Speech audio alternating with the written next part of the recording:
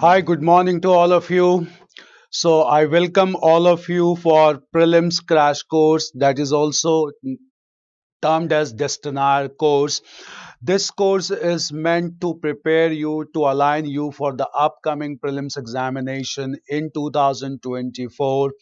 The objective of this course is basically to realign your preparation, especially for those candidates who are taking prelims for the first time, and also for those candidates who had been attempting prelims examination but in by any chance were not able to qualify this examination.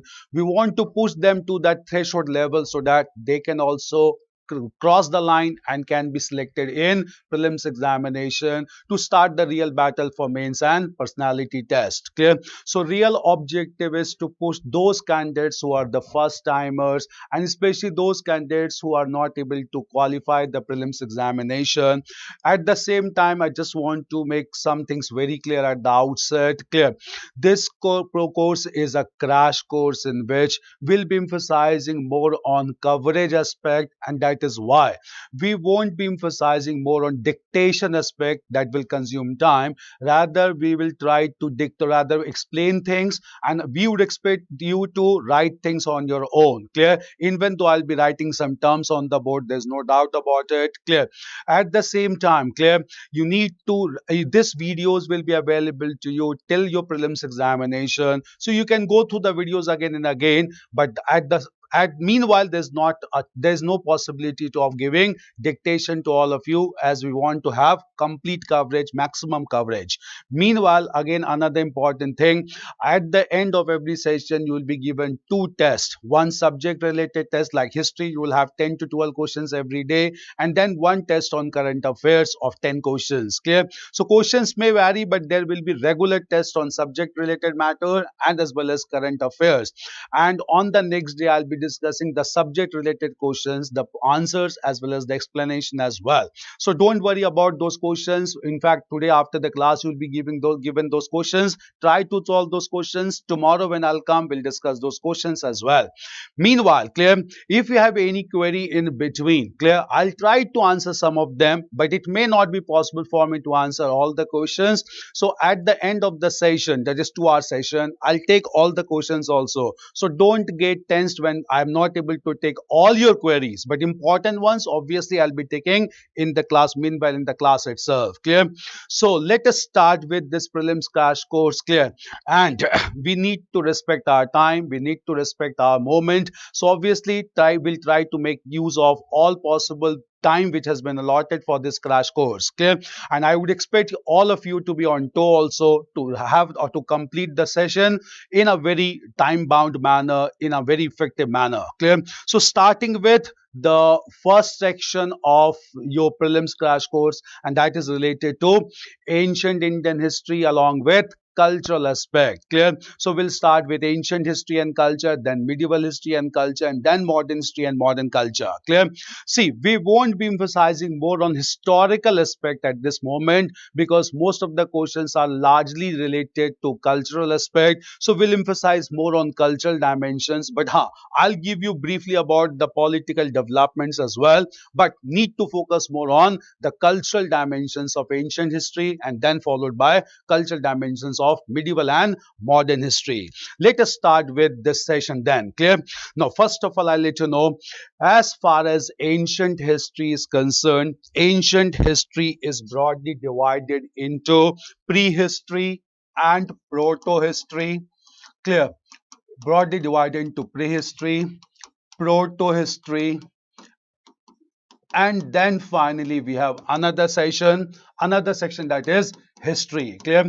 Difference you must be knowing: prehistory is largely based on archaeological evidences, proto-history is based on archaeological evidences along with written tradition, but that written script has not been deciphered yet, and prehistory is based on pure literary traditions, whereby we can reconstruct the history on literary evidences along with archaeological evidences. First of all, coming to prehistory. Clear? The prehistorical phase is broadly divided into Paleolithic phase, broadly, then followed by the Mesolithic phase, and then finally by the Neolithic phase. Clear? These phases were marked by dominant use of stone implements to hunt animals for survival. Paleolithic was the oldest stone age that started around 5 lakh BC and continued till 10,000 BC. Then after a gap of 1,000 years, we had Mesolithic phase that started around 9,000 BC, and then the Neolithic phase. Clear? These were the developments that took place. Clear? No, we had been, or you must be knowing about the stone tools used in these phases, which were used to hunt animals, like hand axes used in Paleolithic phase, then the micro leaves used in Mesolithic phase, and polished stone tools used in the Neolithic phase. Clear? Now, from our examination perspective, the coming examination, we need to know, clear, that in recent archaeological evidences, excavations, it has been found that the oldest city or habitation city of India was the city of Neolithic phase, and this city was known as the city of Vadnagar. Clear? Habitation evidences of Vadnagar dates back to 8,000 BC. It was the Mesolithic phase, and Vadnagar is located in the westernmost province of Gujarat. Clear? Before Vadnagar, before this archaeological evidences, the oldest habitation city of India was Varanasi. Clear? So Varanasi has been replaced by another city which is considered to be the oldest habitation city of India, and that city is Vadnagar in Gujarat. It can be asked in coming examination as well. So you should know about Vadnagar also. You should know about Varanasi as well. Clear? Varanasi is located in Uttar Pradesh. It was one of the capital of the Kashi Mahajanpad during period of Mahajanpadas, and at the same time it has been replaced by oldest city in recent times with Vadnagar in Gujarat. Clear? At the same time, clear, during these phases when these were going on, exactly largely in the northern part of India and to some extent in southern part of India as well. Clear? We must know one thing, that in the southern part of India largely another stone age culture developed, and this stone age culture is known as the megalithic culture. Clear? Megalithic culture means the culture that was marked by use of large stone tools. And why this culture is known as megalithic culture? Largely the burials and the area surrounding the burials were marked by placement of large pieces of stones, and therefore this culture came to be known as megalithic culture. Clear? Megalithic culture also dates back to Mesolithic phase of northern part of India. Clear? So when Mesolithic age was going on in northern part of India, megalithic culture began to develop in the southern part of India, and maximum number of megalithic sites has been found in the state of modern Karnataka. So in the state of modern Karnataka, maximum number of megalithic sites has been found, in which the burials of the people were marked by large pieces of stones. Clear? And in this megalithic culture, the burials marked by large pieces of stones, they are divided into two categories. These categories are known as the menhirs and the dolmens. Clear? So two major categorization of megalithic culture or burials is menhirs and dolmens. What is the difference? Clear? Menhirs are those burials which is marked by erected and upright stones. Clear? This is known as menhirs. Dolmens is when two stones are there and that is covered by flat rectangular stone like roof-like structure. It is known as dolmen structure. Clear? So the entire megalithic culture, especially in southern parts of India, is divided into two forms known as menhirs and the dolmens. Menhirs marked by upright stones placed on the burial, and dolmens is marked by flat stone placed on two rectangular vertical standing stone structure. Clear? As far as menhirs and dolmens are concerned, maximum number of this menhirs and dolmens has been found in the present state of Karnataka, and the largest megalithic site or megalithic structure which has been found in Karnataka, it is known as Hirebenakal. Clear? So Hirebenakal is in Karnataka, is the largest megalithic site where large number of both menhirs and dolmens has been found, and it is located in the state of Karnataka. But why we are discussing megalithic culture? Clear? We are discussing megalithic culture because for upcoming prelims examination, it is very important, because in recently, heritage enthusiast of Telangana, clear, has demanded UNESCO tag for a very important menhir which has been found in Mudumal village. Clear? So Mudumal village in Telangana, the people of this village has been demanding UNESCO heritage tag for the very large menhir found at this time. What is the importance of this menhir? Upright stone found in the Mudumal village of Telangana. Clear? This has been constructed keeping in mind the movement of the sun, meaning thereby the structure has been constructed in such a way that it can reflect or it can indicate equinoxes, it can indicate solstices, so that movement of the sun could be charted out. Clear? This is considered to be a very scientific phenomena whereby upright stone can chart the movement of the sun, and therefore large number of people in Mudumal village of Telangana has been demanding the UNESCO tag for this site. Clear? So coming to this site first of all. Clear? So coming to this major megalithic site. Clear? This megalithic site located in Mudumal village of Telangana is being proposed as a UNESCO World Heritage Site by the people of this village, because the upright stone which has been constructed at Mudumal village is basically scientifically oriented to chart the movement of the sun, and at the same time can be used as clocks and calendars as well in the village of Mudumal. Clear? This large menhir which has been constructed, this is also locally known as Niluvu Rallu. Clear? So local terminology for this menhir which has been found in the Mudumal village is known as Niluvu Rallu. Clear? It is a very important one, and there are large number of menhirs found, but all these menhirs are scientifically oriented to chart the movement of the sun. Clear? So megalithic culture becomes important. Megalithic culture largely found in southern part of India, mostly in Karnataka, and at the same time most of this are found in Hirebanaka in Karnataka. These are divided into menhirs and dolmens. Menhirs means upright stone, and this upright stone has been found recently in Mudumal village, and people of this village demand what UNESCO site tag for this major menhir. No, UNESCO site. Coming to this also. Clear? So first of all, I'll let you know that UNESCO is a specialized body of United Nations that recognizes major sites all across the world to be included in World Heritage Site, both in tangible category and intangible category. So any unique heritage site which has been preserved for generations that indicate uniqueness from the perspective of humankind is to be preserved at global level, and they are identified by UNESCO. Clear?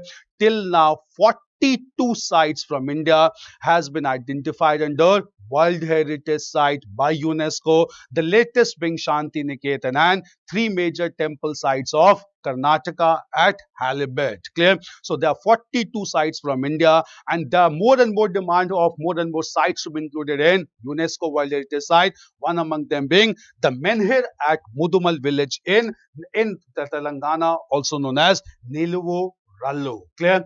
Very important one for your upcoming examination. Clear?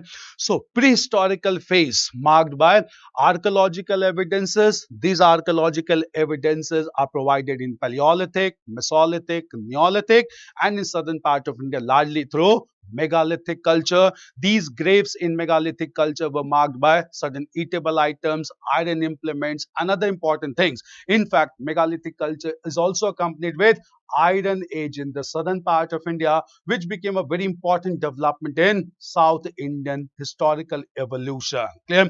This prehistorical phase was followed by proto-historical phase, and as we had discussed, proto-historical phase was marked by archaeological evidences as well as written script, but that written script has not been deciphered till date. Clear? One major civilization that developed in proto-historical phase in India was the Indus Valley civilization. Clear? Indus Valley civilization was developed in Indus Valley region around 2500 BC. It acquired its matured form around 2200 BC and continued its matured form till 1800 BC. Clear?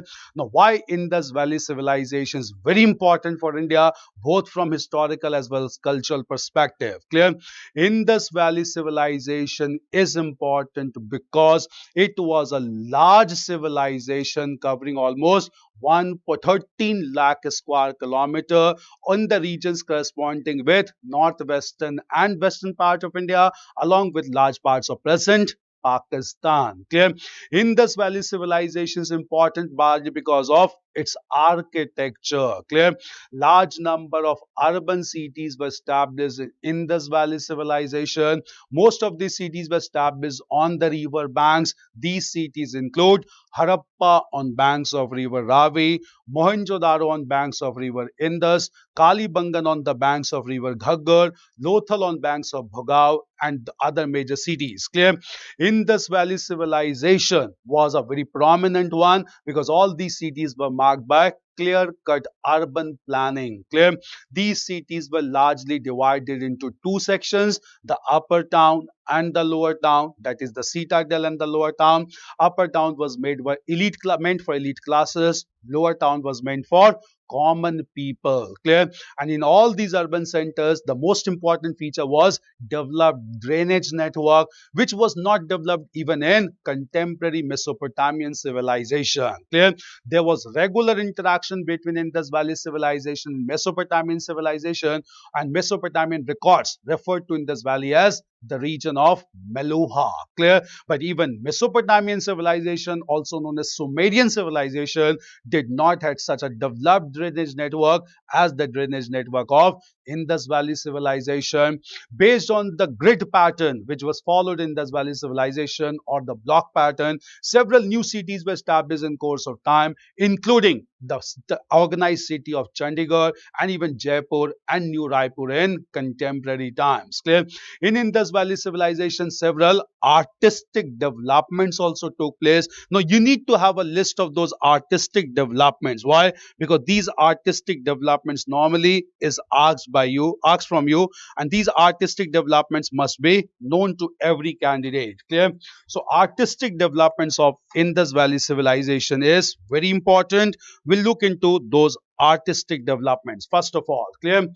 The large number of stone artifacts were created by Indus Valley people, and among those stone artifacts created by these people, clear, very important development was related to a stone artifact of a bearded man. This stone artifact of bearded man has been found from the city of Mohenjo-daro. Clear? So, stone artifact of bearded man has been found from the city of Mohenjo-daro. Clear? At the same time, apart from this stone artifact found in Mohenjo-daro, clear, we need to understand that there was image of Pashupati Mahadev. Pashupati Mahadev. Pashupati Mahadev, Mahadev depicted on the seals, and this Pashupati Mahadev has been shown with yogic posture, surrounded by animals like elephant, tiger, rhinoceros, and buffalo, who is also identified as Proto Shiv, or the earlier form of Lord Shiv. Clear? Because along with this seals, large number of phallus symbols or shivling has also been found. Clear? Apart from this, large number of mother goddess figurines has been found. Mother goddess figurines has been found, which are made of terracotta, and this mother goddess figurines shown basically indicate plant growing from the embryos, which indicate that mother goddesses were worshipped for as fertility goddesses. Clear? Then at the same time, we have a very important metal image or metal sculpture of bronze dancing girl. This bronze dancing girl is very important. The reason being, the bronze dancing girl is shown in Tribhang gesture, meaning the body is bented at 3 points simultaneously, and this Tribhang gesture became a very important part of even classical dance like Odissi. And this Tribhang or dancing girl in bronze was made through a technique which is known as the lost wax technique. Clear? According to this lost wax technique, first of all, the image or sculpture is made in wax. Clear? And then it is covered with thick layers of clay and certain holes are left. Clear? With heating, the wax is drained away from these holes, and in this structure frame created, large amount of metal in molten form is poured, and metal take a solidified form. Then the outer clay layer is removed, and we find a very properly decorated sculpture, and this technique is known as lost wax technique. Clear? This has been found from Harappan civilization. Then we have large number of bull seal, which has been found from this civilization, that indicate bull. Clear? In fact, we have some amount of unicorn seal also which has been found. Unicorn basically indicate one-horned animal. It was a mythological animal, but it has been found in the seals known as unicorn bull. Clear? Unicorn. At the same time, we have found some male torsos. In Indus Valley civilization, male torsos means upper part of the human body is shown, and that becomes a very important development because it indicate huge physique at this time. Clear? These were big important developments which has been found. Clear? In Indus Valley civilization, should remember about these artistic creations along with large number of urban settlements. Clear? Now, coming to important in developments in recent times. Clear? In recent times, there's a very important development. One site among Indus Valley civilization, that is Dholavira, has been included in the list of UNESCO's World Heritage Site.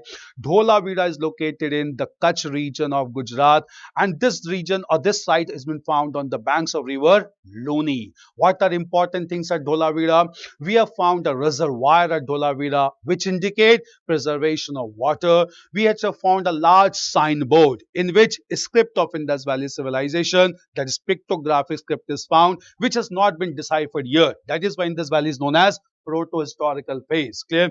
On account of this unique things found, even including the dams also at Dholavira. Dholavira is the only Indus Valley site which has been included in the list of World Heritage Site. Apart from Dholavira, there's a demand to include Lothal also as an important UNESCO World Heritage Site. Lothal was a port city of Indus Valley civilization where a large dockyard has been found. Clear? The Lothal is also important because at Lothal there's a concept of double burial, that is more than two bodies are found in the same grave, and that indicate the concept of double burial at Lothal. Lothal also has a large lighthouse also. Clear? On account of thus unique things, it is said that Lothal should also be given UNESCO tag to promote Lothal as a very prominent heritage site in India and even at global level. Clear? Now, coming to Indus Valley civilization, very important, another important development in recent time. Clear? Recently, there has been excavation. Clear? In recent times, there had been excavation in Juna Khatia village. Recently, the Archaeological Survey of India has conducted archaeological research in Juna Khatia village, again located in Kutch district of Gujarat. Clear? And in this Juna Khatia village, large number of remains of Harappan civilization has been found. In fact, this village is known for very important burial system. Clear? In this burial system, large number of skeletons has been found along with other items kept in the graves. Clear? So large number of Harappan graves has been excavated in Juna Khatia village in the Kutch district of Gujarat. Clear? And at the same time, clear, this has highlighted interest to know more about burial practices of Indus Valley civilization. Clear? And in Indus Valley civilization, there were three known types of burial system. Clear?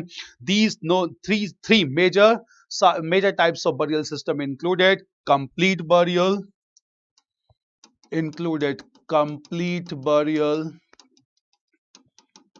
fractional burial, and urn burial. Clear? So three types of burial system which was followed in Indus Valley civilization was complete burial, fractional burial, and urn burial. Clear? These burial systems has been found at Juna Khatia village in Kutch district of Gujarat.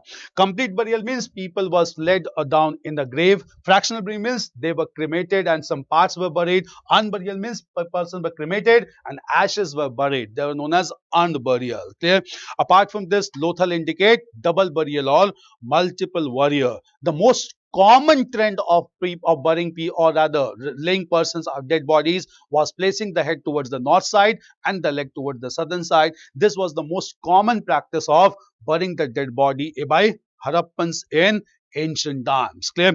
So this has emerged to be very important one, that is Juna Khatia village. Clear? Kutch district. Even region of Kutch should be prepared thoroughly by you. The reason is Kutch not only because of Dholavira. Dholavira is located on the banks of river Loni. Clear? So river name Dholavira is located on the banks of river Loni. Clear? And at the same time, Juna Khatia also in Kutch district. Kutch has become very important in your examination. Recently, I'll let you know there is another village in Kutch area, and this village is known as Dhordo. Clear? This Dhordo village has been given Best Tourism Village Award by United Nations World Tourism Organization. Clear? So United Nations World Tourism Organization had declared Dhordo to be the best tourism village in India, village award in the year 2023. So in the year 2023, Dhordo village in the Kutch district has been awarded with Best Tourism Village Award by United Nations World Trade Organization. So three things has to be prepared about the Kutch district, very important. One is Dholavira, which is the only site of Harappan civilization included in the list of UNESCO World Heritage Site. Second important thing is Juna Khatia village in the Kutch district, which has been found recently as an Harappan civilization with distinct burial system. Third important thing is Dhordo village in the Kutch district, which has been awarded with the world's best tourism village award by United Nations World Tourism Organization. Very important developments later to Indus Valley civilization. Clear? So this should be known, this should be done thoroughly. You need to understand about Indus Valley civilization. Clear? Now apart from this, just understand. Clear? Indus Valley civilization came to an end around 1800 BC. After Indus Valley civilization came to an end due to different factors. Clear? In fact, the most important factor assigned for the decline of Indus Valley civilization is the ecological factor given by ecological expert Fair Service that led to ecological imbalance because of multiplication of population and decrease in productivity of the soil. This resulted into the decline of Indus Valley civilization, which is the most plausible theory. After Indus Valley civilization came to an end around 1800 BC, people began to live village life, and in the village life, they started to use copper along with stone implements. In fact, copper was used even before Indus Valley civilization. Copper continued to be used even during Indus Valley and after Indus Valley, and this phase is known as copper stone phase or the Chalcolithic phase. Clear? This Chalcolithic phase continued for several years, and meanwhile another major development took place. That major development was the large number of Central Asian warriors known as the Aryans. They began to attack India from northwestern side, and Aryans, when they came to India, they started pure literary tradition, and this literary tradition that was started by the Aryans marked the beginning of historical phase in India. Clear? So historical phase starts with arrival of Aryans who composed or began to compose large number of literary works, the first among them being the Rig Veda. Clear?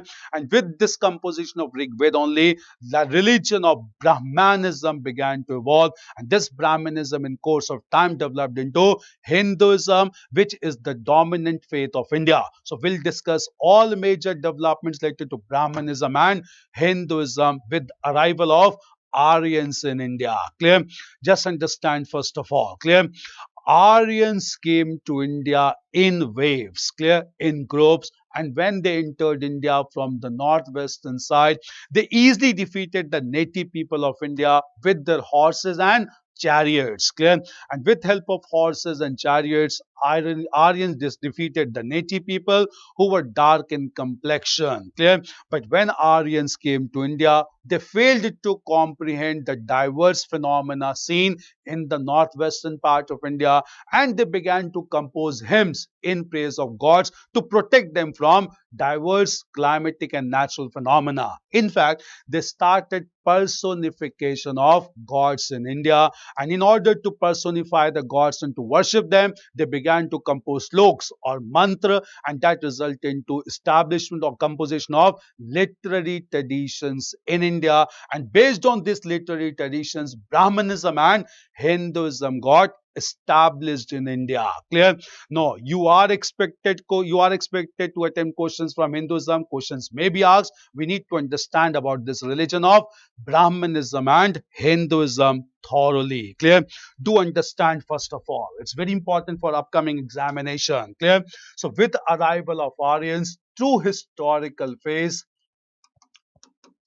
developed in India due to written tradition, and Aryans, when they came to India, Aryans began to compose sloks or mantra, and with these mantras and sloks that became the nucleus of new religion. The religion itself came to be known as Brahmanism,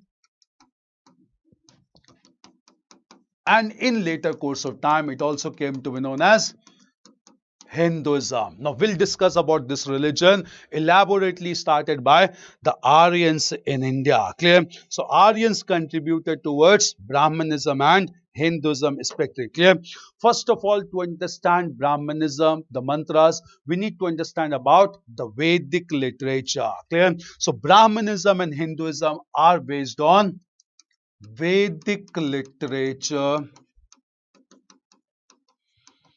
composed by the Aryans. Clear? Now we can understand Vedic literature in four distinct layers. Clear? So first of all, we'll understand about the first layer of Vedic literature, and the first layer of Vedic literature is known as Samhitas. The first layer of Vedic literature is known as Samhitas. Clear? What do we mean by Samhitas? Clear? Samhitas are basically four in number, and these four Samhitas are Rigved, Samved, Yajurved and Atharved. Clear? So Samhitas are basically four Samhitas: Rigved, Samved, Yajurved and Atharved. Clear? Rigved was the first work composed by the Aryans in India, and these works were composed to praise large number of gods and goddesses like Indra, Agni, Varun, Marut. Indra was worshipped as rain god as well as war god, Agni as fire god, Marut as storm god, Varun as water god, Som as god of plants. Clear? So all these were gods that were mentioned in the Rig Veda. Clear? So Samhitas comprises of four Vedas. Clear? These four Vedas are Rigved, Samved, Yajurved and Atharved. Samved is not a new text. It contains some of the hymns of the Rigved which are used for singing purposes, and therefore they are known as Samved. Clear? The most important mantra being Gayatri mantra in the Samved.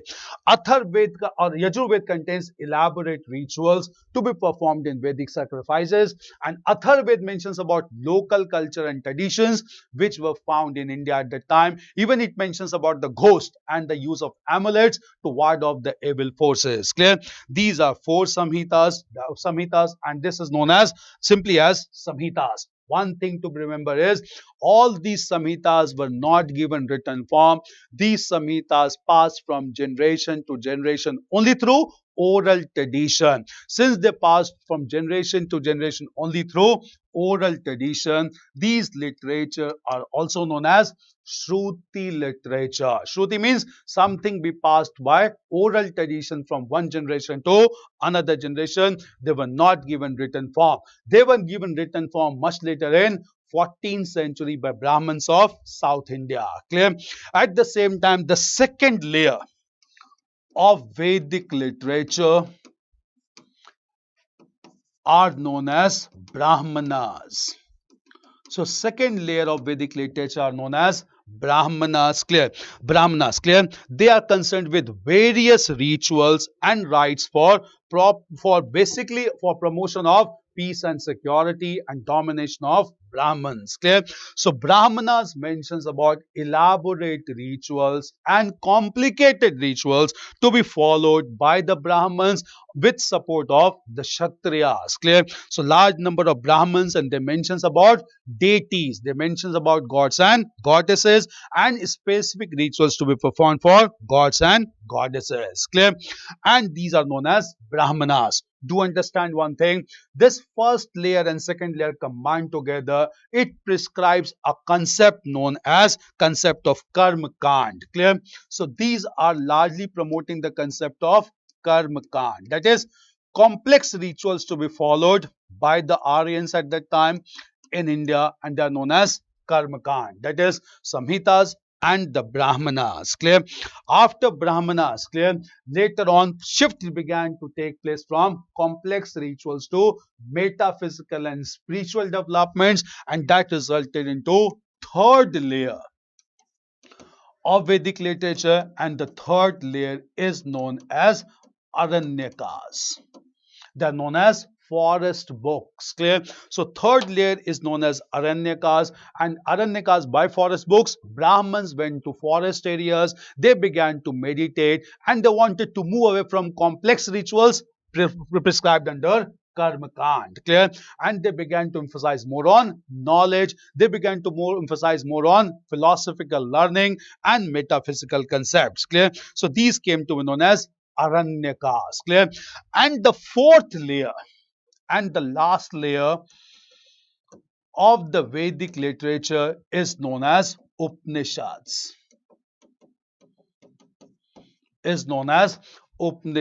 Clear? Now Upanishads are important. The reason is that Upanishads marks complete transfer from complex rituals to the philosophical developments, whereby concept like the creator of Brahma and the Atma or soul and attainment of moksha or freedom from cycle of birth and death was emphasized. Clear? And therefore these two texts combined together, they are known as Gyan Kand. Clear? So it is known as Gyan Kand because it emphasizes on knowledge. Clear? So there are four layers of Vedic literature. It starts from complete materialism, that is some Samhitas and Brahmanas, completely collectively known as Karma Kand. Then we have Aranyakas, that is shift from materialism to spiritualism, and that complete spiritualism took place in Upanishads. There are 108 Upanishads. Clear? And all these Upanishads emphasize on the creator, the soul, as well as the integration of soul with the creator and attainment of moksha or salvation, and that is known as Gyan Kand. Clear? These are four layers of Vedic literature, and these four layers of Vedic literature is the foundation of the way of Hinduism and Brahmanism. Clear? So these major developments took place with arrival of Aryans, and the history of Aryans has been constructed based on these major Vedic literature. Clear? And based on this Vedic literature only, I'll let you know, we need to know that Vedic culture is divided into two phases: the Rig Vedic phase and the later Vedic phase. Clear? Rig Vedic phase is largely based on Rig Vedic Samhita, and later Vedic phase is based on three other Vedic Samhitas: Brahmanas, Aranyakas, and finally Upanishads. Clear? And this transition took place in 1000 BC. Aryans came to India around 1500 BC. Initially, they remained in the northwestern part of India as nomadic people. But with discovery of iron around 1000 BC, Aryans are shifted from upper Gangetic plain to the middle Gangetic plain and dominated the entire Gangetic plain, and they started to practice agriculture. This shift became possible with discovery of iron, also known as Shyam Ayas or Krishna Ayas. And with discovery of iron, when they shifted towards the Gangetic plain, they began to practice agriculture. Life became settled and sedentary, and therefore they began to fight for more and more land or territory. Clear?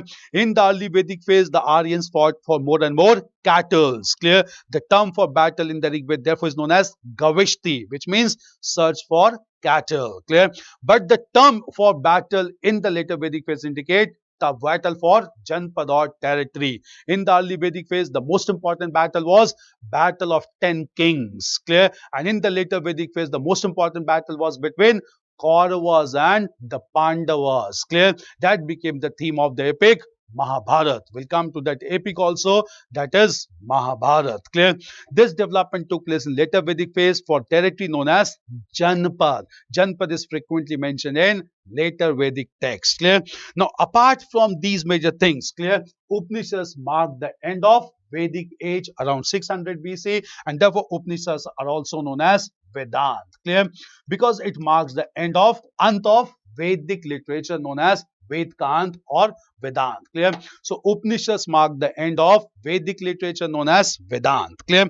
After these four, the Brahmanism is based not only on these things, clear, but at the same time, apart from these four major components, Brahmanism or Hinduism is also based on some other literary works, and these literary works are broadly divided into Itihas. It is also an important component. Clear? Itihas basically means history. Clear? So Itihas basically means historical events or development. Clear? And under Brahmanism, Itihas indicates some major literary works. The first major literary work under Itihas is Ramayana. Itihas is Ramayana. Clear? And in this work Ramayana, there is a depiction of Lord Ram and at the same time his obligation towards his family members. Clear? Ramayana was considered to be a very important one, largely composed by a priest known as Valmiki. Clear? Even though most of the scholars believe that Ramayana was finally compiled by Valmiki in Gupta period, but the period assigned to Ramayana is from 1500 BC to 600 BC, that is the Vedic age. Clear? So period assigned to Ramayana is 1500 BC to 600 BC. 600 BC, but the work Ramayana was finally compiled by Valmiki during Gupta period. Clear? At the same time, apart from this Ramayana, one word Itihas, second is Mahabharata. Second is Mahabharata, that also comes under Itihas, and within Mahabharata there is a text known as Bhagavad Gita.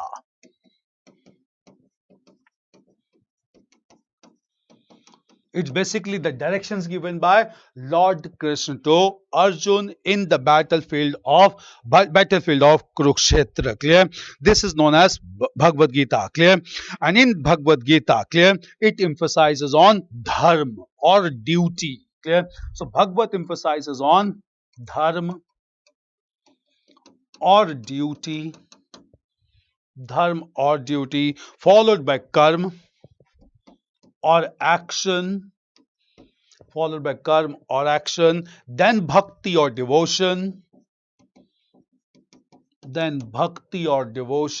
and finally knowledge, gyan. Clear? Dharma, karma, bhakti and gyan. Clear? This is basically highlighted in Bhagavad Gita, and clear. And all these combined together, clear, led to a new philosophy or major philosophy, and this philosophy is known as Nishkam. Clear? This philosophy is known as Nishkam Karma. Clear? Nishkam Karma means doing duty without expecting anything. Clear? So major philosophy highlighted by Bhagavad Gita is known as Nishkam Karma. That is performing your duties without expecting anything. Clear? This is known as Bhagavad Gita. And lastly, clear, the fourth one that comes under Itihas is known as Puranas. Clear? And Puranas mentions about different dynastic history, mythological histories also, and these Puranas are considered to be another important source to understand Brahmanism and Hinduism. Clear? So first is Samhitas, then we have, after Samhitas we have Brahmanas, Aranyakas followed by Upanishads, and after this we have another classification of Itihas. Itihas include Ramayana, Mahabharata, Bhagavad Gita and the Puranas. Clear? Apart from this, clear, Brahmanism or Vedic literature on which Brahmanism is based is also based on other Hindu scriptures, and other Hindu scriptures mentions about Vedang, that is some limbs of the Vedas or Ved ka Ang, and then we have another classification of Dharma Shastra. Clear? These literary works are important because it marks the beginning of Hinduism and it marks the beginning of historical tradition as well. Clear? Now coming to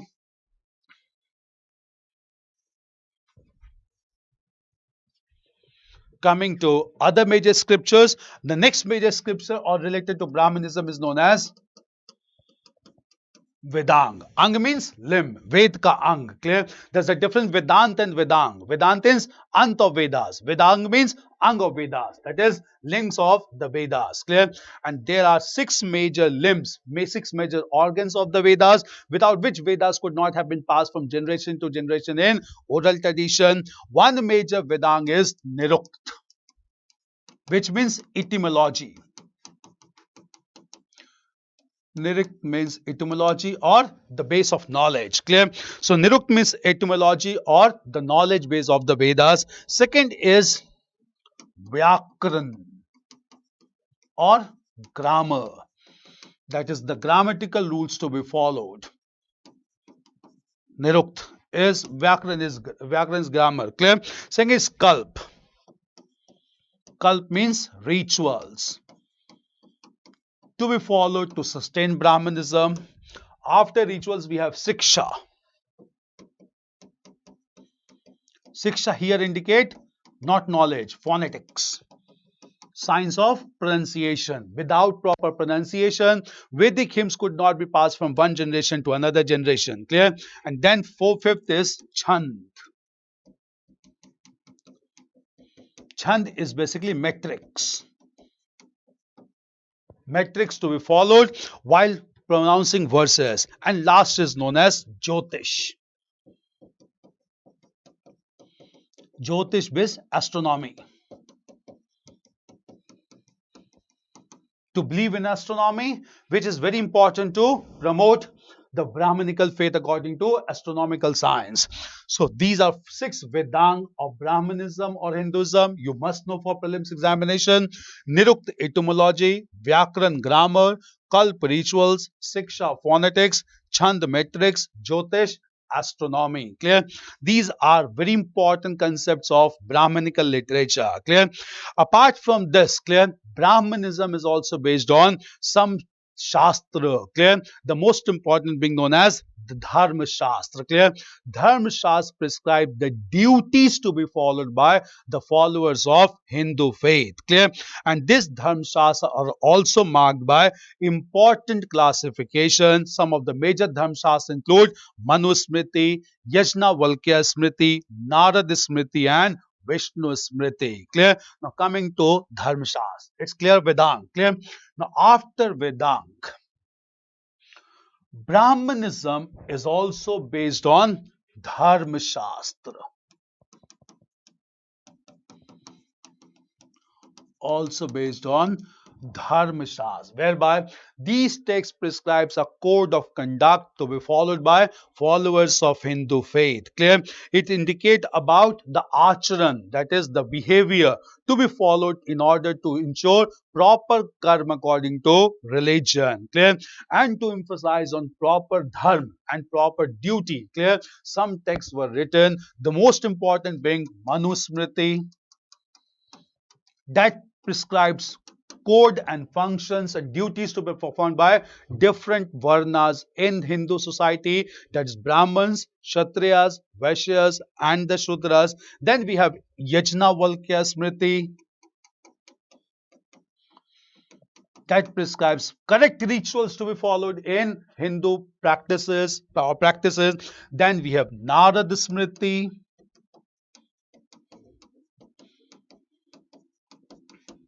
Then we have Narad Smriti, that prescribes the code of conduct for social behavior. And finally, we have Vishnu Smriti. Clear?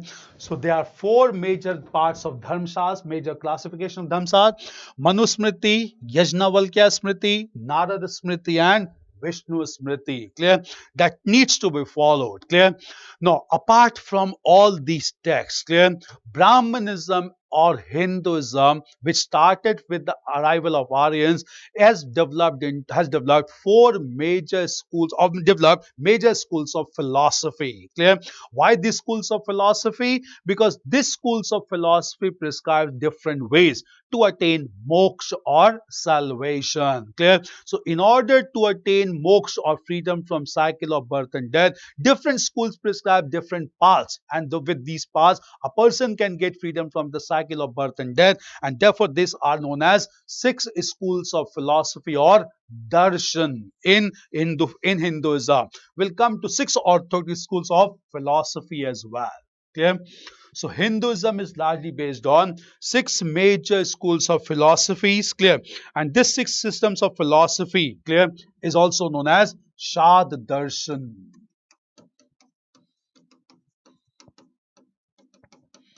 Shad Darshan, and all these schools prescribe different ways to attain moksha, the ultimate objective of following Hindu religion. Clear? First major school of philosophy is Nyaya, which was founded by a philosopher, Gautam. Clear? So Nyaya is a school of philosophy founded by Gautam, and this school emphasizes on logic and reasoning. Logic and reasoning in order to be applied for attainment of moksha or salvation. This is first major school of darshan of Hinduism. Second major school is known as Vaiseshika. Vaiseshika was founded by another philosopher, Kannad. Clear? Vaiseshika school emphasizes on the minute composition of the universe in form of matter, and this is known as Anu or atoms. Clear? We also call it to be Parmanu or atom. Clear? Parmanu or atom, which is said that if person understand even the movement of Anu or Parmanu in the matter, he can understand the function of universe and can get freedom from cycle of birth and death. Vaiseshika school also marks the beginning of physics in India. Clear? Next major school is known as Samkhya, founded by Kapil. Samkhya school was founded by Kapil, and Samkhya school highlights importance of interaction of Purush, the man, at the same time Purush man with the surrounding environment. Clear? So Samkhya school emphasizes on basically Purush, the cosmic man, and his integration with Almighty God, and this is considered to be the oldest school or darshan of Hindu philosophy. Clear? So it is the oldest darshan of philosophy of Hinduism. Next major school or next major darshan is Yoga, founded by Patanjali. It emphasizes on proper meditation of mind and body to attain moksha or salvation. Clear? After this, we have another major school of philosophy known as Mimamsa. This is the most orthodox school of philosophy, and Mimamsa school was founded by Jaimini. It emphasizes on rituals, complex rituals like followed in Vedic time in order to attain moksha or salvation. And last major school is known as Vedanta, founded by Badaryan. Vedanta school founded by Badaryan. Clear? These are six major schools of philosophy which has been the base of Hinduism. They prescribe different methods in order to attain moksha or salvation. Clear? But at the same time, all these are collectively known as orthodox school of Hinduism because they prescribed orthodox method to attain moksha or salvation. In contrast to these six schools of darshan or philosophy, there's one unorthodox school of philosophy, and this unorthodox school of philosophy is known as Lokayat, founded by Charvak. And this philosophy emphasizes on indulging in worldly life, worldly materials in order to enjoy the life without having any faith in life after the death. Clear? So all these orthodox schools emphasize on life after death, but Lokayat emphasizes on indulgence in this worldly life without caring for life after death, and this is known as unorthodox school of philosophy known as Lokayat philosophy given by Charvak. Clear? This one thing. Now coming to Vedant, it is very important because Vedant philosophy is the philosophy which ensure integration of soul or Atma with the creator, that is Brahma. Clear? Now there are different branches of Vedant also. We'll come to different branches of Vedant. Is the most important philosophy of this religion.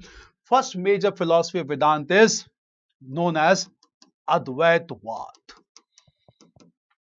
So first major branch of Vedanta philosophy is Advaitavad.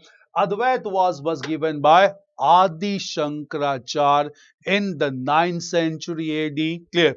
Adi Shankaracharya in the 9th century AD gave the concept of Advaitavad, which basically means philosophy of non-dualism. Non-dualism, that is monism.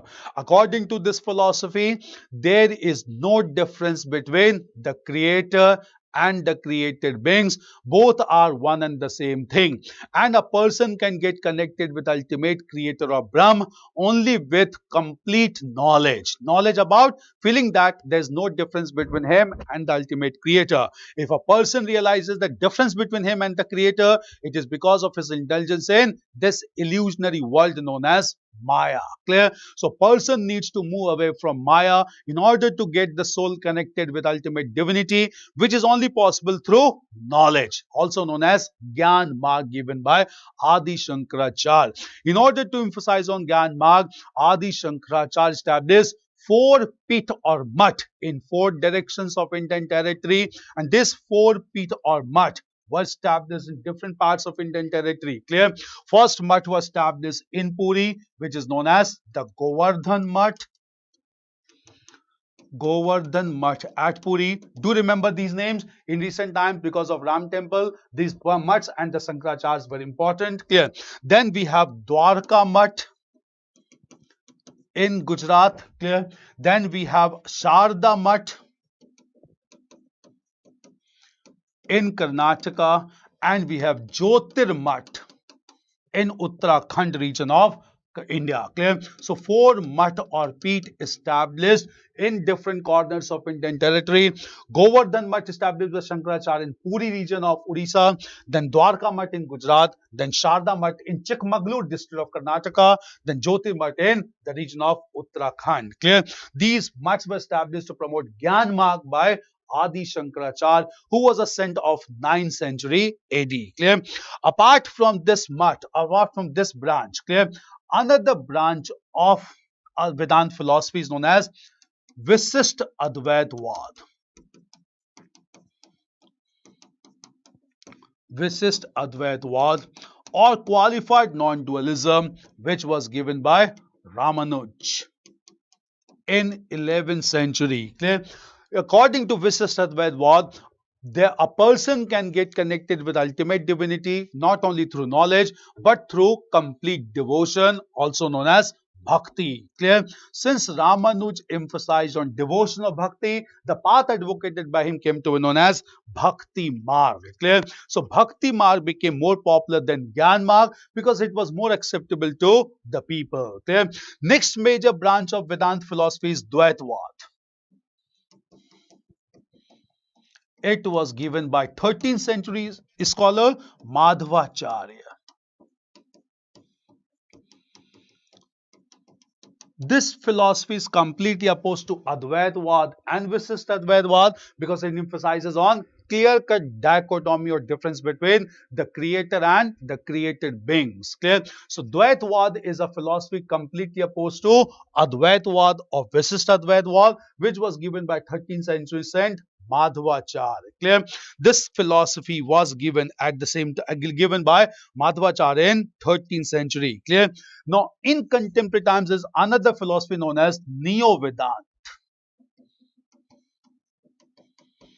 And Neo-Vedant philosophy is a philosophy which propounds concept of universal realism. Clear? So this is a philosophy based on concept of universal realism. That is, there's one reality at universal level, that is the Brahm, and obviously everyone should try to get connected with the Brahm. And with this concept, only the concept of universal brotherhood is promoted by Hinduism, also known in this context as Sanatan Dharma. Clear?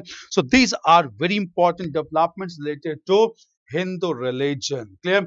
Apart from this, in philosophy of Hinduism, there's a concept of Purusharth. Purusharth means that every person to complete his life has to go through four ashrams. Clear? These ashrams also becomes an important component of Hinduism or Brahmanism.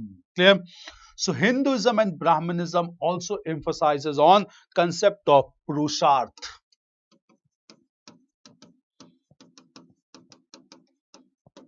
Purusharth, whereby every individual has to emphasize on four important things to complete his life, to have an integrated life. And these four components of Purusharth is Dharma,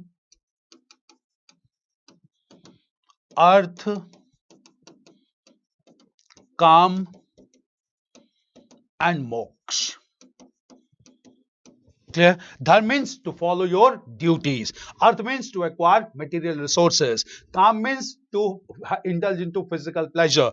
And moksha means to get rid of the cycle of birth and death. Clear? So these are four important things, the duties to be followed by every person to develop himself as Purusharth or the complete man. Clear? At the same time, clear?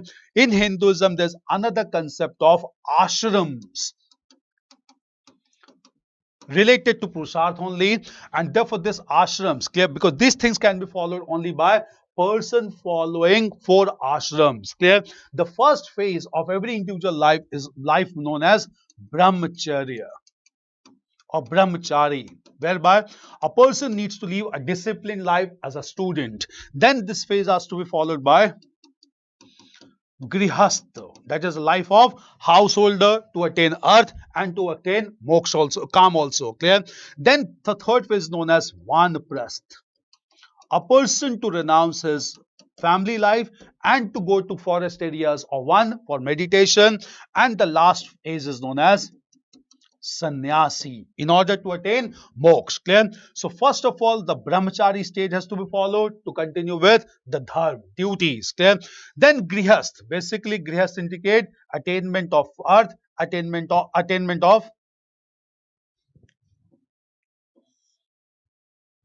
or attainment of calm. Clear?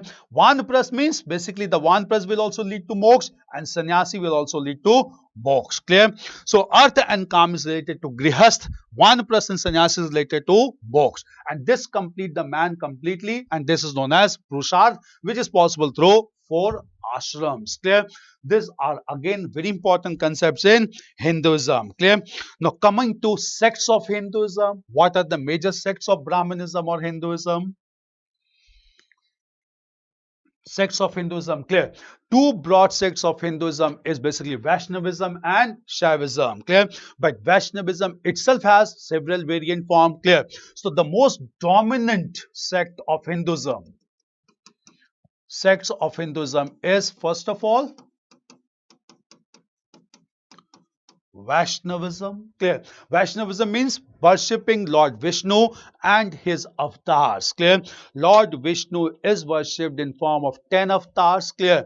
And therefore these avatars are worshipped because they came from time to time in order to preserve the whole universe. Because in the concept of Hinduism, there is a concept of Trinity of gods, that is Lord Brahma, Lord Vishnu and Lord Shiv.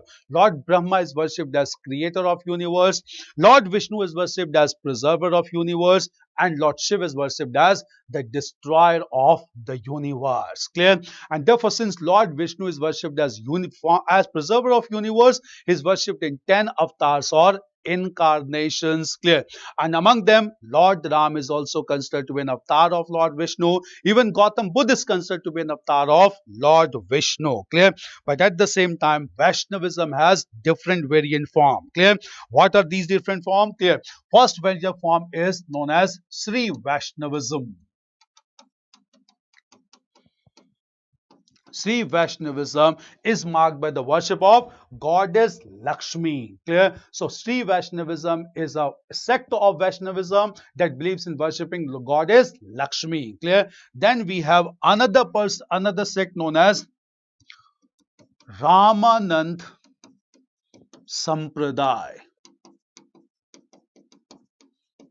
Ramanand Sampradaya, and this Ramanand Sampradaya are basically followers of Ramanand. Ramanand was a saint who brought Bhakti ideology from South to North India. Then we have Swami Narayan Sampradaya. Swami Narayan Sampradaya. Clear. After Swami Narayan Sampradaya, we have Brahma Sampradaya. We have Brahma Sampradaya. After Brahma Sampradaya, we have Rudra Sampradaya. We have Rudra Sampradaya. Then we have Gaudiya Vaishnavism, largely in Bengal, started by Chaitanya Mahaprabhu. Gaudiya Vaishnavism. We have Gaudiya Vaishnavism, clear. And then we have Bhagavad sect. Bhagavad sect that believe in worshipping Lord Krishna. Clear? So these are major variants of Vaishnavism, which is major sect of Hinduism. Sri Vaishnavism that emphasizes on worshipping goddess Lakshmi. Ramanand Sampradaya, Swami Narayan Sampradaya, Brahma Sampradaya, Rudra Sampradaya, Gaudiya Vaishnavism started by Chaitanya Mahaprabhu in Bengal, and then Bhagavata sect. Bhagavad sect believes in worshipping Lord Krishna. Clear? Apart from Vaishnavism, another major sect of Hinduism is known as Shaivism. Clear? So Shaivism is another major sect of Hinduism, and Shaivism also has its variant form. What are the variant form of Shaivism? We need to understand. Clear? These variant form of Shaivism also plays an important role. Clear? First basically is Pashupata Shaivism. Pashupata Shaivism. Pashupata Shaivism. Then we have Shaiva Shaivism. Shaiva Shaivism is also Shaiva Siddhant. Shaiva Shaivism is also known as Shaiva Siddhant. Then we have Lingayats, very prominent one, starting in Karnataka. Lingayats are also known as Veera Shaivas, started by Basav or Basavanna. We'll come to this leader, very important one. Then we have Kashmir Shaivism. Kashmir Shaivism, another important one. And then we have Shiv Advait.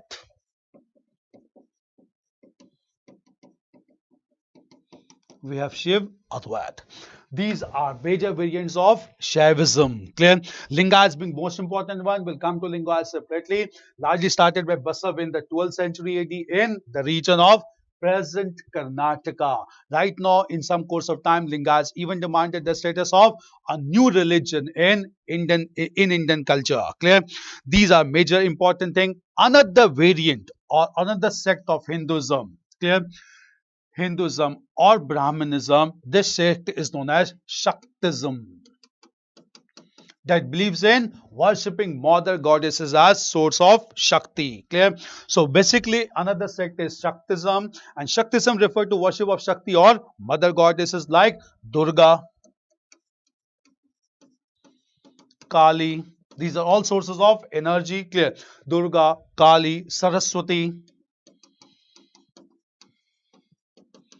Durga, Kali, Saraswati, Lakshmi, Parvati. Parvati. Clear? Worship of mother goddesses like Durga, Kali, Saraswati, Lakshmi and Parvati is considered to be Shaktism. Clear? Worship to gain energy or Shakti. Clear? And next major sect in contemporary times is also known as Smartism, whereby any person can follow any god according to the choice. Clear? There's no such hard and fast rule, and this concept is known as Smartism. Clear? So there are four major sects of Hinduism: Vaishnavism, Shaivism, then we have Shaktism, and then Smartism. Clear? These all developments took place, and Hinduism emerged to be the most dominant religious faith in India, which is very important. Clear? You should know all these works. These works are very important, and ultimately, I'll let you know in contemporary times. Clear? Our Prime Minister, clear, he gave, or rather, he presented the written form of Upanishads to foreign dignitaries. Clear? So, to foreign dignitaries, several major things were given by our Prime Minister, and Prime Minister handed over these things to important personalities coming to India, and therefore it has led to promotion of Upanishads as a very prominent text in India, which marks the end of Vedic age or Vedic culture, Vedic text known as Vedant. Clear? So Vedant became very important one, and Upanishads were given. Clear? In contemporary times, again recently 2023 only, Prime Minister gifted first edition of the book, The 10 Principles of Upanishads. Clear? This was written in India in 1937. Clear? And this was given to the President of United States. So in contemporary times, for upcoming prelims examination, it is also important to know our Prime Minister gave a work to President of United States. The book is titled as The 10 Principles of Upanishads. Clear? It's translated from Sanskrit and considered to be one of the best translation of Upanishads in contemporary times. Clear?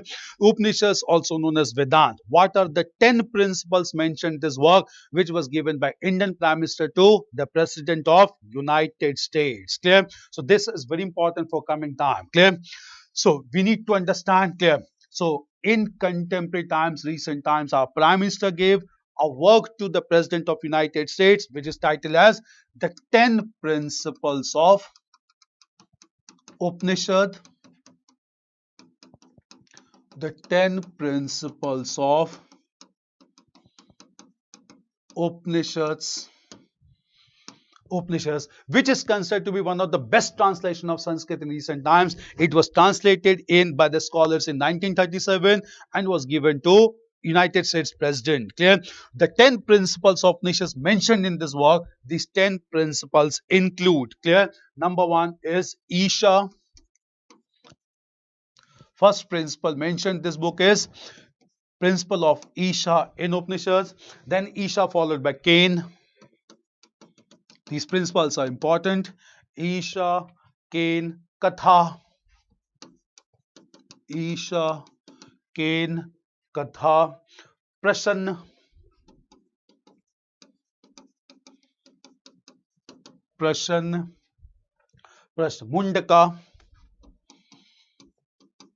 Mundaka.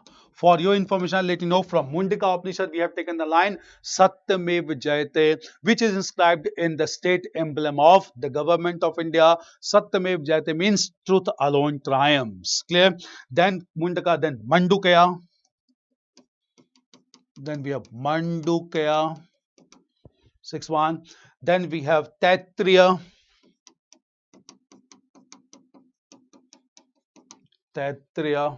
Then we have Aittiriya.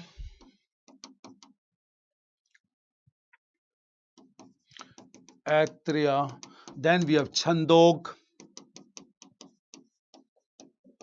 Upanishad. And then we have Brihadranayaka.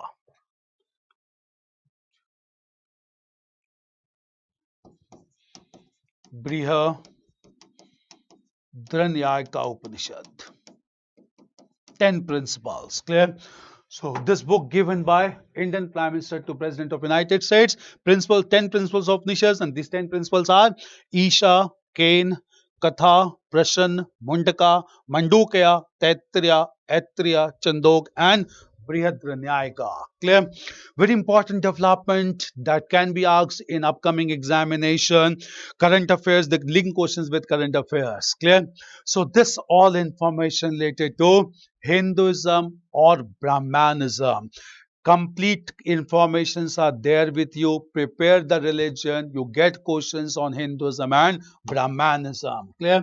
Now, after this, we need to understand, clear, that when Aryans came to India and they began to compose Samhitas followed by Brahmanas, Aranyakas, and Upanishads. Clear? In course of time, at the same time, we have discussed that these Aryans originally remained in the northwestern part of India, which is also known as land of seven rivers, that is also known as Punjab. Along with six tributaries of Indus, there was one mighty stream of Saraswati in this region. With discovery of iron, they shifted to upper and middle Gangetic plains in the later Vedic phase, and they began to practice agriculture. Clear? And Vedic age finally came to an end around 6th century BC with Upanishads, because Upanishads that marked the beginning of spiritualism in India that replaced materialism. Clear? In 6th century BC, the people got confined to the middle and lower Gangetic plains. It was highly fertile region marked by alluvial soils. They began to use thick layers of alluvial soils for rice cultivation. Abundant production of rice led to economic diversification. This economic diversification also resulted into trade and commerce, and such trade and commerce led to huge amount of prosperity, and that marked the establishment of urban centers once again in India, like the Indus Valley civilization. This urbanization is known as second urbanization in India after the first urbanization. And in the second urbanization, large number of urban centers got established in lower and middle Gangetic plain. Surrounding this urban centers only, large janpads began to be established, and all these janpads came to be known as Mahajanpads. Clear? 16 Mahajanpads were established at this time, and among these 16 Mahajanpads, the most powerful Mahajanpad was the Magad Mahajanpad. This Magad Mahajanpad was located in the central part of Bihar, southern part of Bihar. Magad began to expand considerably, and in course of time, Magad defeated all other Mahajanpads and emerged to be the most powerful Mahajanpad with its capital at Rajgriha and Patliputra. Clear? Ultimately, by 4th century BC, Magad became such a large Mahajanpad by incorporating the entire northern and central part of India. It resulted into different dynasties like the Haryanka dynasty, then followed by the Sishunak, then the Nanda dynasty in Magad at Patliputra. Clear? Finally, the last Nanda ruler, Mahapadmanand, clear, was defeated by a person from humble background, Chandragupta Maurya, who led the foundation of Mauryan Empire. Clear? When Mauryan Empire was established at this time, clear, by Chandragupta Maurya, he was largely facilitated by a Brahman, and this Brahman was Chanakya or Kautilya. Clear? Chanakya or Kautilya was humiliated by Dhananand, the last Nanda ruler, and he decided to defeat Dhananand, and he trained Chandragupta Maurya. This whole story in which Chandragupta Maurya was defeated Dhananand with support of Chanakya is mentioned in a historical drama. This historical drama is known as Mudra Rakshas, written by Vishakha Dutt. Clear? So Mudra Rakshas by Vishakha Dutt mentions about mechanizations of Chanakya or Kautilya. Clear? Meanwhile, apart from promoting the establishment of large empire known as the Mauryan Empire, named after Chandragupta Maurya with capital at Patliputra, Chanakya or Kautilya wrote a very important work on statecraft or political economy. This work is titled as Arthashastra. Clear?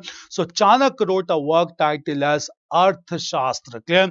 This work is on statecraft and political economy, not on economy per se. Clear? Political economy means that part of economy related to fiscal administration, that is collection of revenue and going for expenditure. Clear? So book is on political economy that deals with revenue collection and expenditure rather than economy itself. Clear? In fact, this book is not on economy economy, this book on statecraft, this book is on political economy. Clear? And in this work, that is Chanakya, this work Arthashastra of Kautil, he gave different theories altogether, and all these theories in recent times has become very important to promote the national interest of India. We need to discuss about this work, that is Arthashastra of Kautilya. Clear? Now coming to Mauryan Empire and establishment of Arthashastra by Kautil. So briefly about Mahajanpas and then Arthashastra of Kautilya. Clear? This needs to be discussed thoroughly, that is Arthashastra. First of all, clear? Mauryan Empire. Clear? So Mauryan Empire, coming to Arthashastra. Clear? Arthashastra is a book divided into 15 chapters known as Adhikaranas, and in these 15 chapters, Chandragupta Maurya has dealt with different theories. Clear? First of all, in this work of Arthashastra, Chandragupta or Kautil or Kautil or Chanakya has mentioned about Saptang theory. Clear? In this Saptang theory, he has mentioned about 7 components of the state which is mandatory to sustain a large empire. Clear? So according to this work, there are 7 components of the state which must be maintained by any ruler in order to sustain large state. Clear? So this has resulted into the Saptang theory. First of all, we'll discuss the Saptang theory. No, in the Saptang theory. Clear? The most important role has been given by Chanakya or Kautilya to the king, here who is designated as Samrat or Swami. So all powers are concentrated in the hands of Samrat or Swami, and all powers radiates from him. And to assist Samrat and Swami, there are 6 other components. These components include ministers or amatyas. Second component include basically the janpad or territory, as Kautil advised the king to go for war to acquire more and more territory. Third include the durga or the forts. Fifth include basically the kosh or the treasury. Sixth include the dand or the army, and seventh include mitra or the friends. Clear? Because Chanakya advises the king to maintain healthy relationship with contemporary rulers, promoting bilateral and multilateral relationship. Clear? So this was mentioned by Chanakya in his Arthashastra known as Saptang theory or 7 components of the state. Clear? Moreover, Chanakya has mentioned about military system in ancient India. Clear? This military system mentioned by Chanakya is known as Chaturang Bal. That is 4 major components of army. These components included the infantry, the cavalry, and at the same time the large number of elephants and the chariots. Clear? So all these mark the Chaturang Bal, 4 components of military system. Now, why this I am discussing? Very important one. Obviously, Chanakya and Arthashastra is important. Clear? This is important because all the important military administration mentioned by Chanakya in Arthashastra has recently been promoted by government of India. Clear? The reason is that recently the government of India, the defense minister of India has launched Project Udbhav. Clear? So recently the Union Defense Minister has launched a scheme known as Project Udbhav. Clear? According to this Project Udbhav, it is basically to promote the military system mentioned by Chanakya or Kautil in contemporary times. Clear? This Project Udbhav has been launched along with Indian Military Heritage Festival. Indian Military Heritage Festival is considered to be reviving the military heritage of ancient times, and it is a collaborative project between Indian Army and United Service Institution of India, which is a think tank. Clear? So Project Udbhav is an initiative by Defense Ministry of India. It is a collaborative project of Indian Army along with United Service Institution of India, which is an Indian think tank, to promote the heritage of military system from ancient times. Clear? And at the same time, this Project Udbhav, this acknowledges the vintage scriptures like the Arthashastra of Kautil, Nitishar, then at the same time Kural, and all the military system mentioned in these ancient works are being relevant or found to be relevant in contemporary times as well. Clear?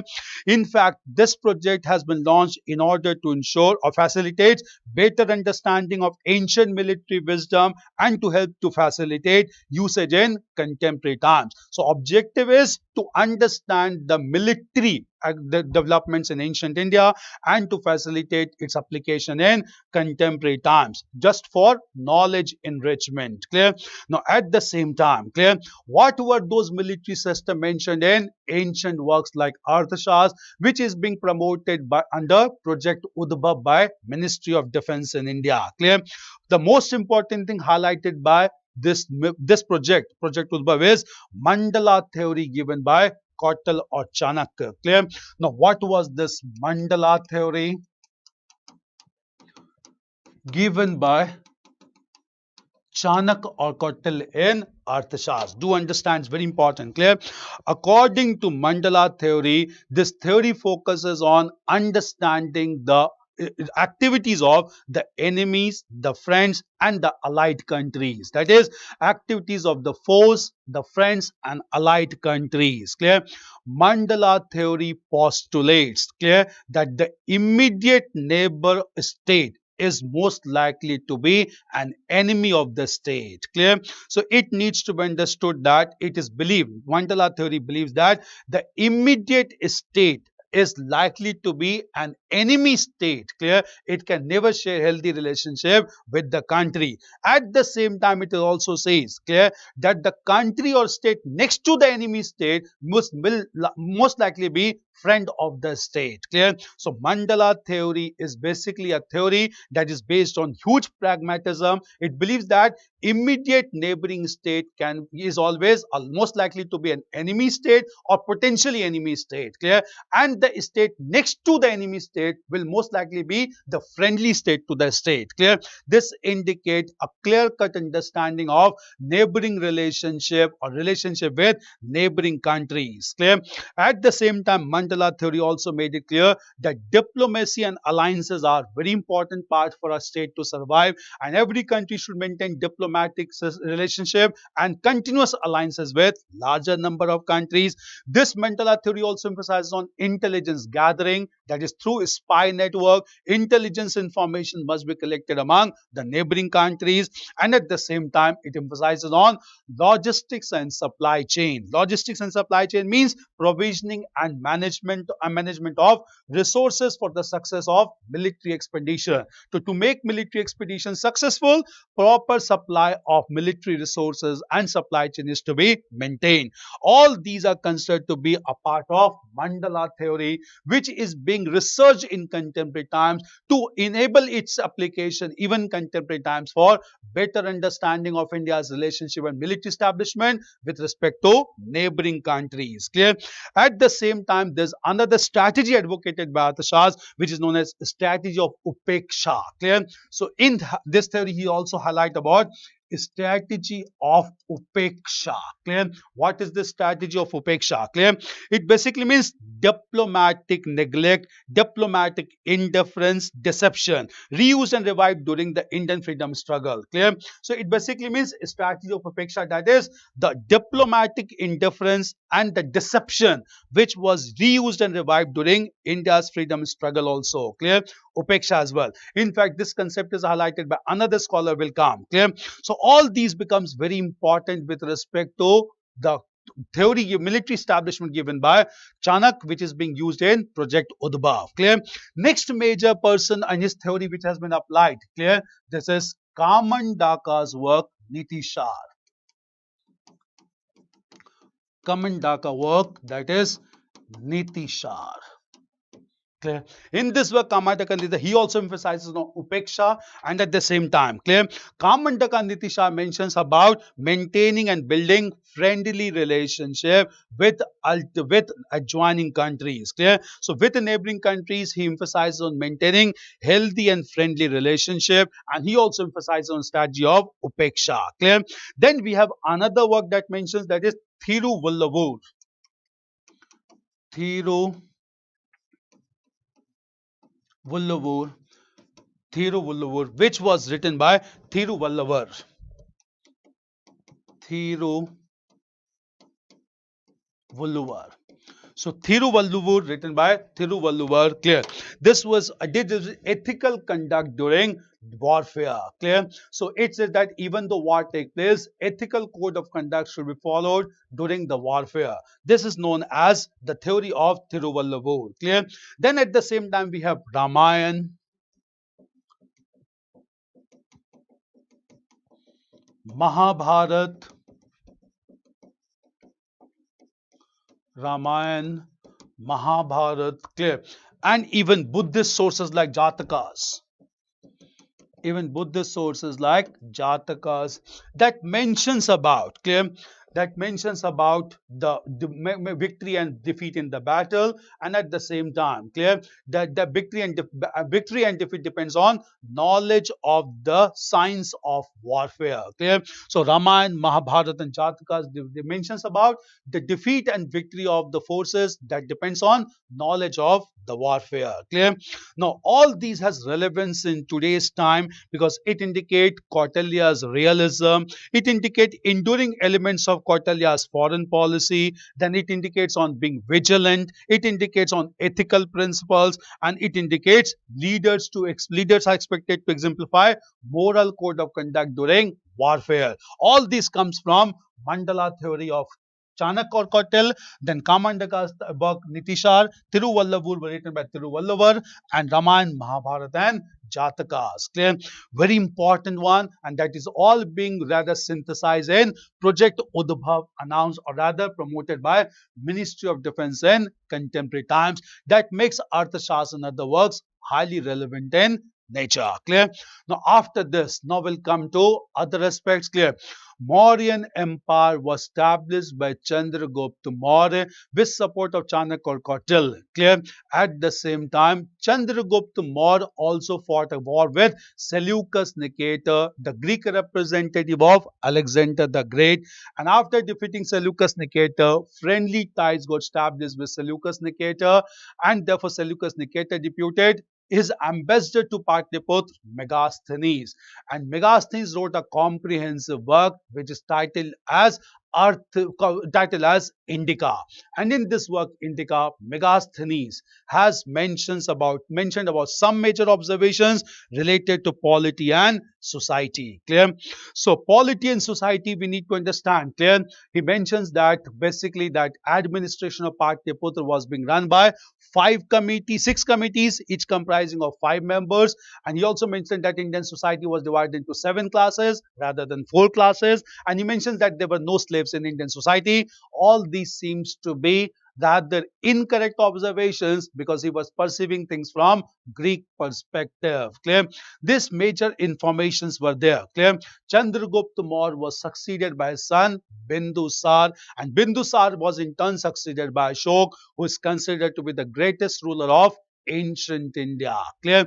Before we come to discuss about Ashok, here only we'll discuss first of all 2 major heterodox religions established in India. These 2 heterodox religions being Buddhism and Jainism in ancient India. Clear? Why Buddhism and Jainism? Because Ashok became a great supporter of Buddhist religion, promoted Buddhism not only in India, far away from Indian territory, and Buddhism emerged to be a global religion under Ashok. Clear? So we'll have to discuss about Buddhism and Jainism. First of all, factors that led to the rise of Buddhism and Jainism. Clear? Now there's the one question, sir. Kalpasutra is further divided into Shota Shastra, Griha Shastra. Yeah, Dharma Shastra. Clear? It is also divided into Dharma Shastra. Clear? Shota Shastra is basically about the concept of performing Vedic rituals. Griha Shastra basically related to rituals performed at home, and Dharma Shastra basically related to the follow of dharma or the duty. Clear?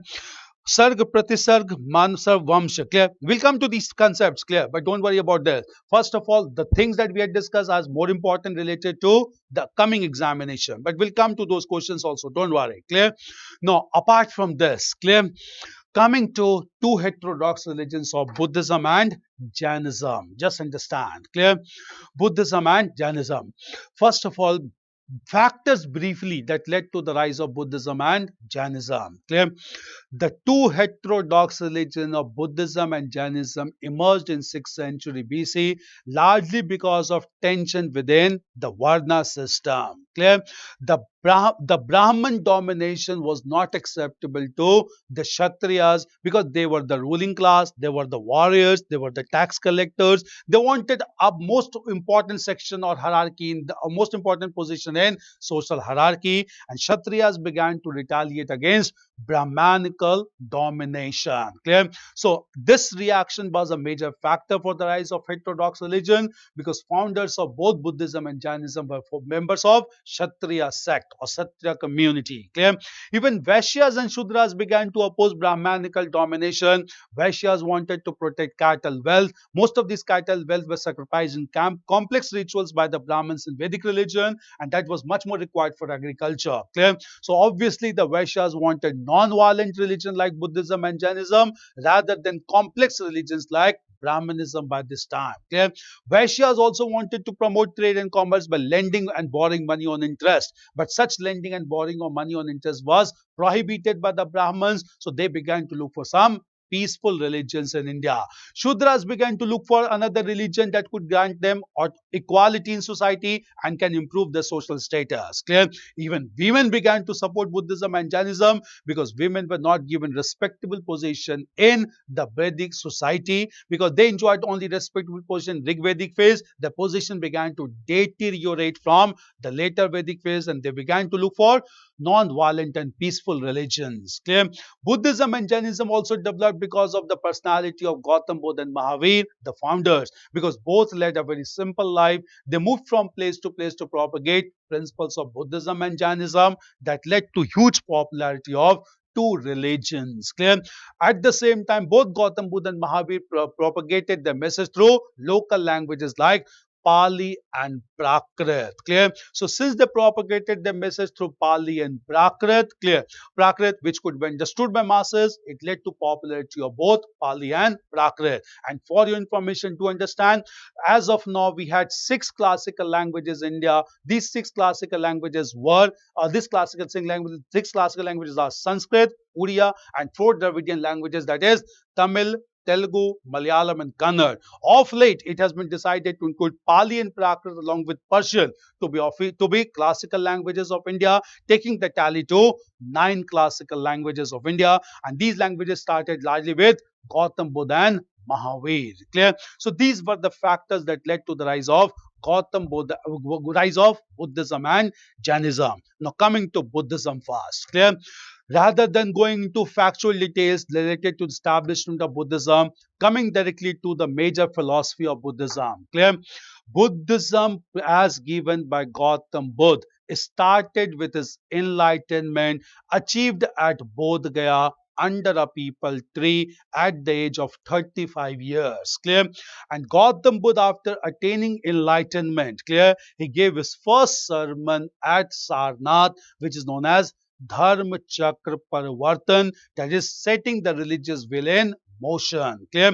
At the same time, Gautam Buddha, after starting this religion, went on preaching his message, and his message included the 4 noble truths and the eightfold path, which is also known as Astangik Marg. Clear? And in this case, Gautam Buddha said, clear, that 4 noble truths is meant to end all dukh or suffering in this world to attain nirvana. That is, end of all suffering. So ultimate objective of Buddhism is not to achieve moksha. Ultimate objective of Buddhism is to attain end of all suffering or dukh, which is known as nirvana. Clear? So nirvana is the ultimate objective of Buddhism, which was highlighted by Gautam Buddha. Clear?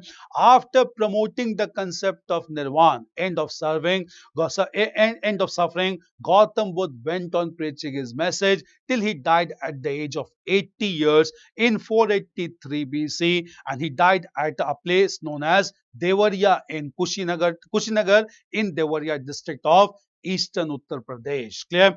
But at the same time, clear, when Buddhism was promoted by Gautam Buddha, Buddhism prescribed several major developments. Clear? Now coming first of all to four major Buddhist councils promoted in Buddhist religion. Clear? Now I'll let you know. Do understand? Clear? Just after the death of Gautam Buddha, the first Buddhist council was convened in 483 BC at Shaptaparni cave at Rajgriha. During this council, the teachings of Gautam Buddha were codified on palm leaves in Pali language, and this work is known as Sutta Pitak by Anand. And all the rules of Buddhist monastic order, Buddhist Sangh, was decided by written by Upali in a work known as Vinay Pitak. Clear? So Sutta Pitak and Vinay Pitak were written and compiled in the first Buddhist council by Anand and Upali respectively. Clear? Exactly after 100 years, the second Buddhist council was convened at Vaishali, and this second Buddhist council was convened at Vaishali. Vaishali led to informal division among Buddhist followers. Clear?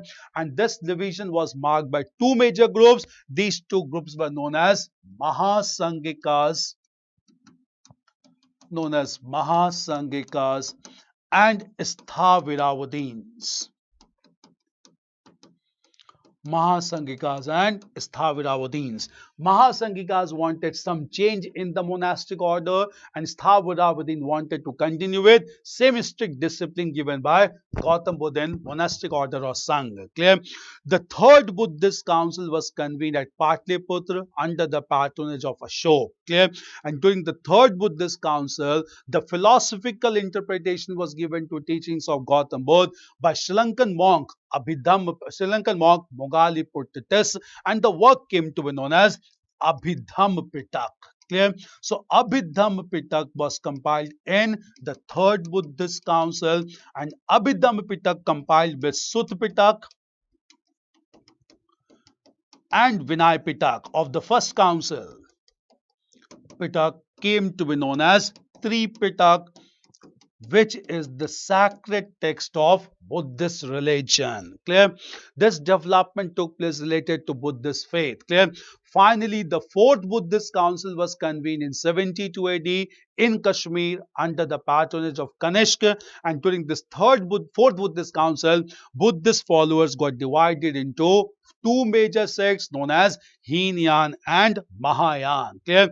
Heenyan wanted to follow the teachings of Gautam Buddha, and Mahayana wanted to worship the images of Gautam Buddha. Clear? And therefore it resulted into sculpture art related to Buddhist religion with patronage of Kanishk. Clear? In course of time, clear, apart from Heenyan and Mahayana, other Buddhist sects also emerged, and these Buddhist sects apart from Heenyan and Mahayana were basically the Vajrayana sect that believed in magical rituals to worship bodhisattvas and the female consorts Taras. Clear? Apart from this, clear, another major sect that developed is known as Lamaism in Tibet. That also follows Mahayana sect. Clear? Then we have Thai Buddhism in Southeast Asia. And we have Japanese Buddhism. Clear? Even Dr. B.R. Ambedkar started a Buddhist sect known as Navyan. Clear? So all these became a Buddhist sects starting with Heenyan, Mahayana, Vajrayana. Then we have Thai Buddhism, Japanese Buddhism, and even Lamaism in Tibet. Clear? Now at the same time, clear, from our examination point of view, one thing that is asked is the major mudras that is indicated in the sculptures of Gautam Buddha, and all these mudras indicate some important specific messages. Will come to these mudras of Gautam Buddha or Buddhist religion. Clear? In fact, the first major mudra which is shown in the sculpture of Gautam Buddha is known as Dhyan Mudra. Clear? This Dhyan Mudra is basically a mudra to show meditation and concentration. Clear? In this mudra, the right palm is over the left palm, and at the same time eyes are closed in meditation. So in this mudra, the right palm is over the left palm in this way, and the eyes are closed, and that indicates complete meditation, known as dhyan mudra. Clear? Second mudra in Buddhist religion is known as abhay mudra. Abhay Mudra. Abhay Mudra is basically to show fearlessness. Clear? And in this Abhay Mudra, in fearlessness, one hand is kept in this way and one hand is kept in this way. Clear? This is known as Abhay Mudra, which indicate complete fearlessness by Gautam Buddha. Clear?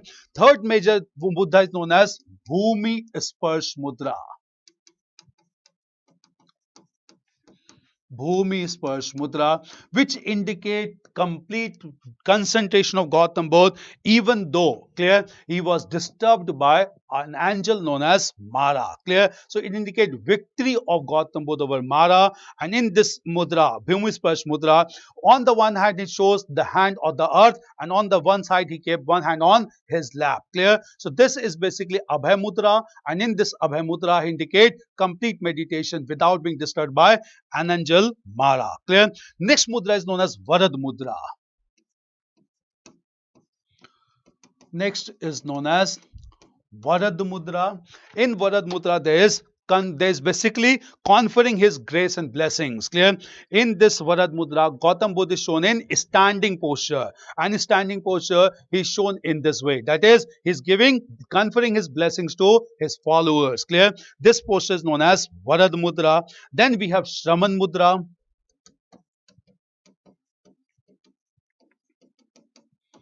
Shraman Mudra. Shraman Mudra basically shown renunciation of worldly pleasure. Clear? So in Shraman Mudra, basically Gautam Buddha is in a sitting posture.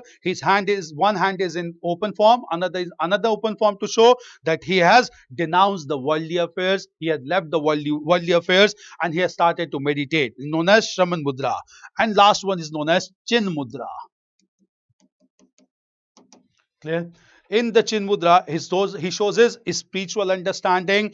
In Chin Mudra, his one hand is in the form of this. His one finger is tied with his thumb, and in the same, the other finger is in this way. Clear? This is known as Chin Mudra, which indicate spiritual understanding. And in this Chin Mudra, he is shown with large circular halo behind his head, because it indicates spiritual understanding. So only in Chin Mudra he is depicted with large circular halo behind his head, and both the fingers are in this form, and that indicate his spiritual understanding. Clear?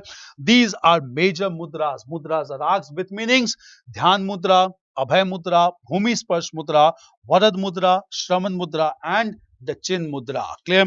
These are the major mudras in Buddhist religion. Clear? Apart from this, there are some Buddhist structures and significance. We'll discuss about Buddhist structures as well. Clear?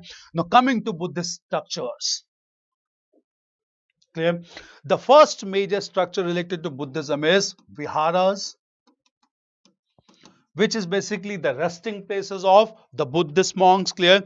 And these viharas are known as places of abode. Clear? Large number of viharas were constructed in Magad region originally. The second major structure is known as the chaityas. It's places of worship. Clear? So large number of places of worship. Most of these chaityas were constructed at Ajanta and Ellora, even Bhaja and Kaneri. Will come to these chaityas or these structures. So this second structure is known as chaityas. Third major structure related to Buddhism is known as stupas. It is hemispherical structure which is constructed to worship the ashes of Gautam Buddha by his followers. Clear? So it is hemispherical structure around which a circular path known as Pradakshina Path is constructed, so that lay followers can move around and can worship the remains of Gautam Buddha, kept at the top of hemispherical structure in a rectangular box known as Harmika. Clear? This is known as stupa architecture. The most important stupa located at Sanchi. Clear? Now Sanchi is the most important stupa, and Sanchi is in news. Why? It has been declared to be the first major solar city of India last year only. Do remember Sanchi? Sanchi has been declared to be the first solar city of India, and this is located in the region of Madhya Pradesh in central India. It is very important for you, especially related to energy sources as sector as well. Clear? So Sanchi has the most important stupa constructed by Ashok, clear. And then we have Gompas. Another structure being known as the Gompas. Gompas basically refers to Buddhist temple, also known as Buddhist temple or a monastery. Clear? And these are largely related to Mahayana form of Buddhism, and this is largely located in the region of Tibet, and in India it is largely located in Ladakh region. Clear? So large number of Gompas are places of worship, even monastery of Buddhist followers.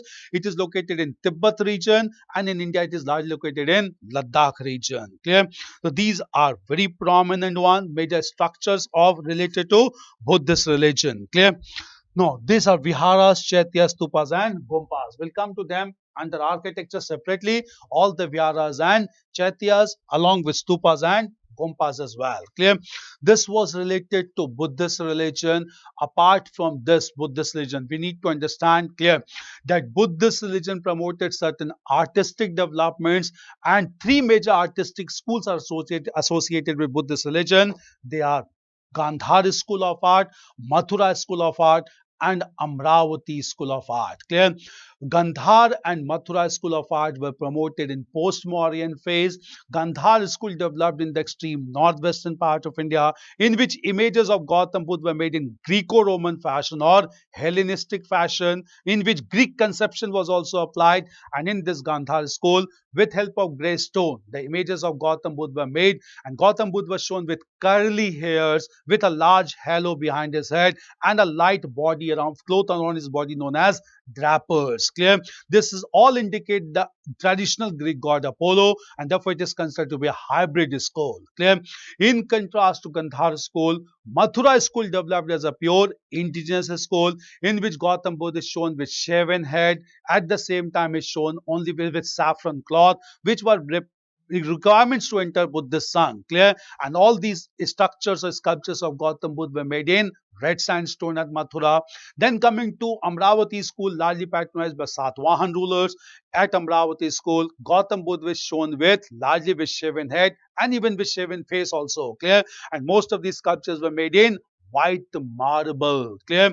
And in Amravati school, most of the sculptures of Gautam Buddha are symbolic in nature, and these symbols has been taken largely from Jatak stories. Clear? These developments took place at Amravati School of Art. Clear? So three different schools of Buddhist art developed in post-Mauryan phase, that is Gandhar school, Mathura school, and the Amravati school. Clear? All these major developments taking place in Buddhism, in Buddhist religion. Clear? Now, apart from Buddhist religion, now we'll move on to discuss about another heterodox religion of Jainism. Clear? Now, coming to Jain religion. Clear? Factors were same that led to the rise of Buddhism. It led to rise of Jainism as well. Clear? The credit for founding the religion of Jainism goes to Vardhaman Mahavir. Clear? Vardhaman Mahavir was born in Vaishali in 540 BC in a Kshatriya family. Clear?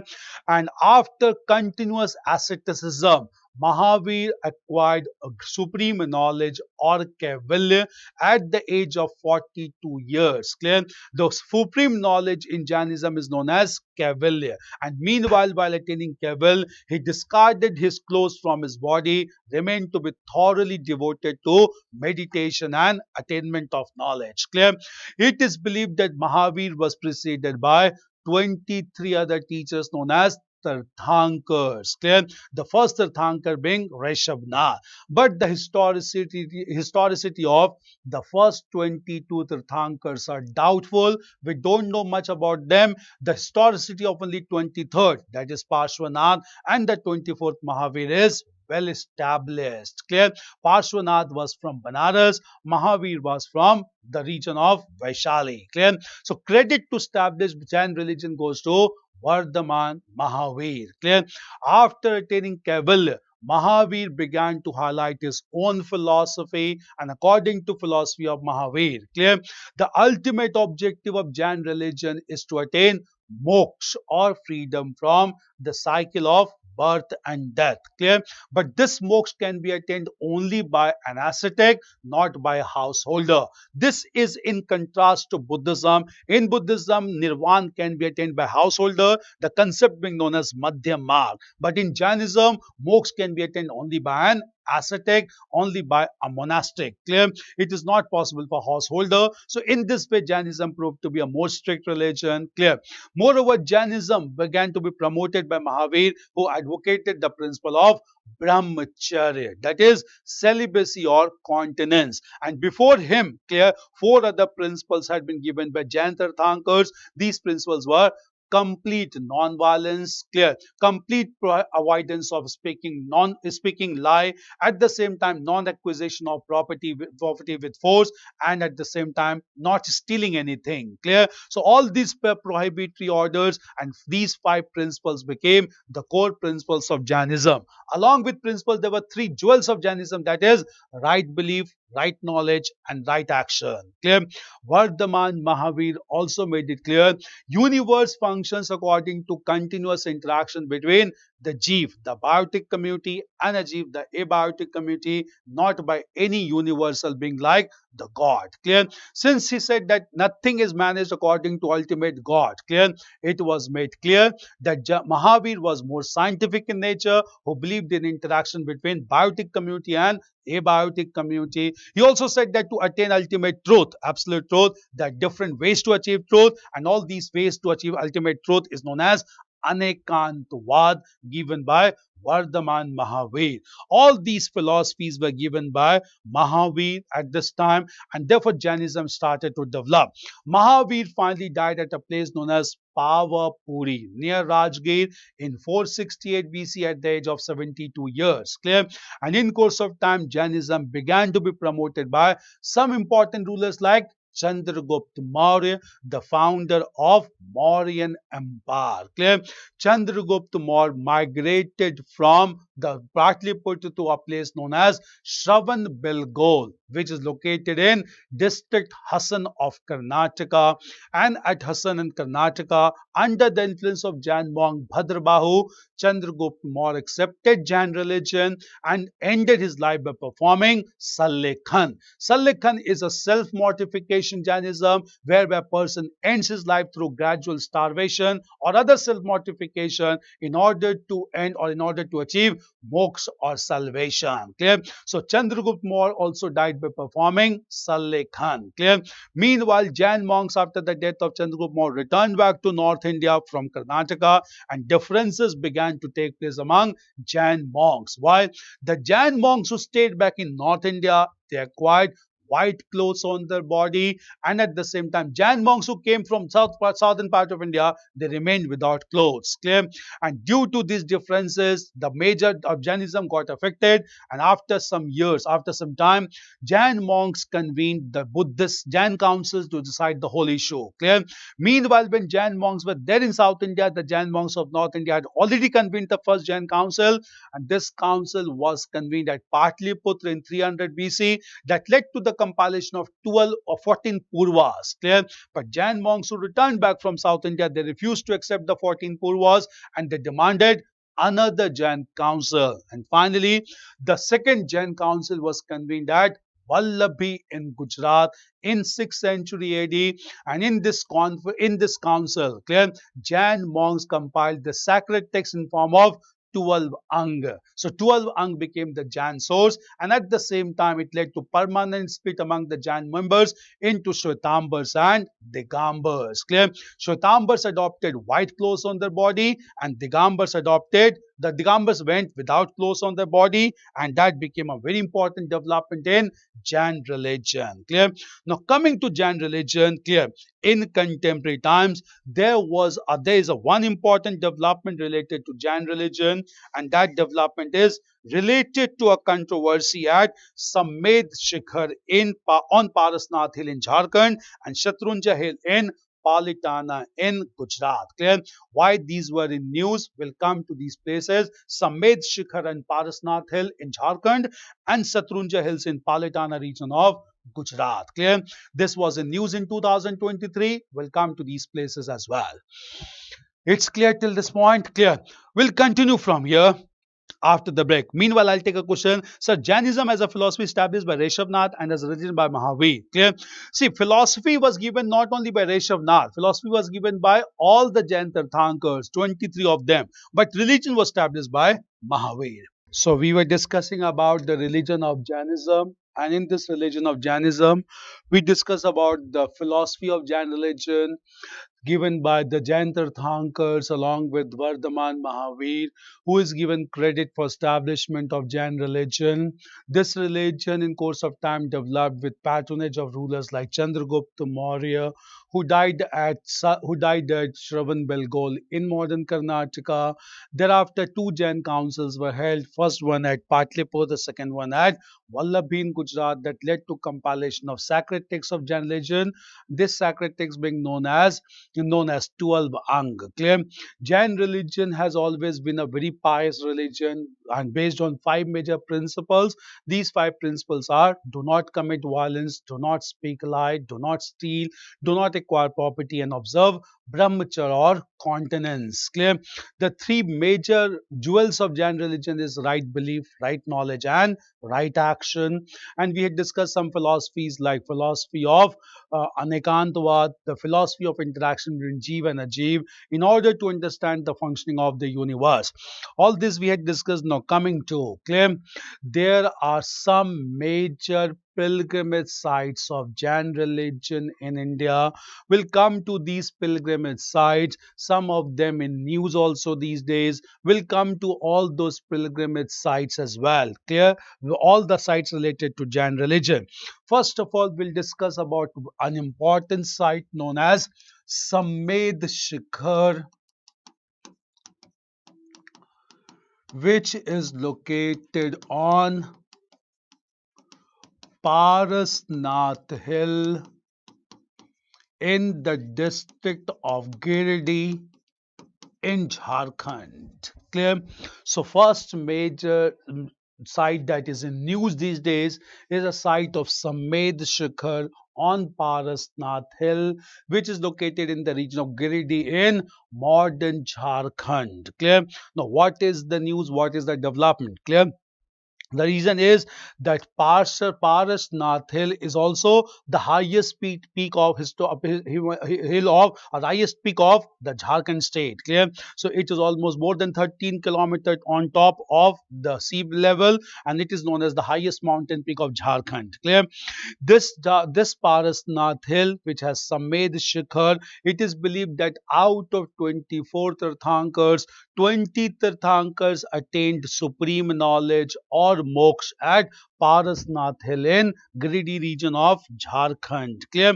At the same time, the government of Jharkhand, the Department of Tourism in Jharkhand, has declared the Parasnath Hill to be a tourist spot. Clear? This is not acceptable to the Jain community because they realize that large number of tourists coming to Parasnath Hill will destroy the natural habitat of Parasnath Hill, which is an eco-sensitive zone. Clear? So Jain community believes that Parasnath Hill is an eco-sensitive zone. By declaring this as a tourist spot, it will destroy the natural habitat of Parasnath Hill, and which goes against the sentiments of Jain religion. Clear? This is not a new conflict. We must know the conflict over Parasnath Hill. This hill has been named after the 23rd Tirthankar, Parshvanath from Banaras. Clear? This conflict over Parasnath Hill in British period also took place between the Jain community and the Santals. Clear? Both of them had their own claim over Parasnath Hill. Clear?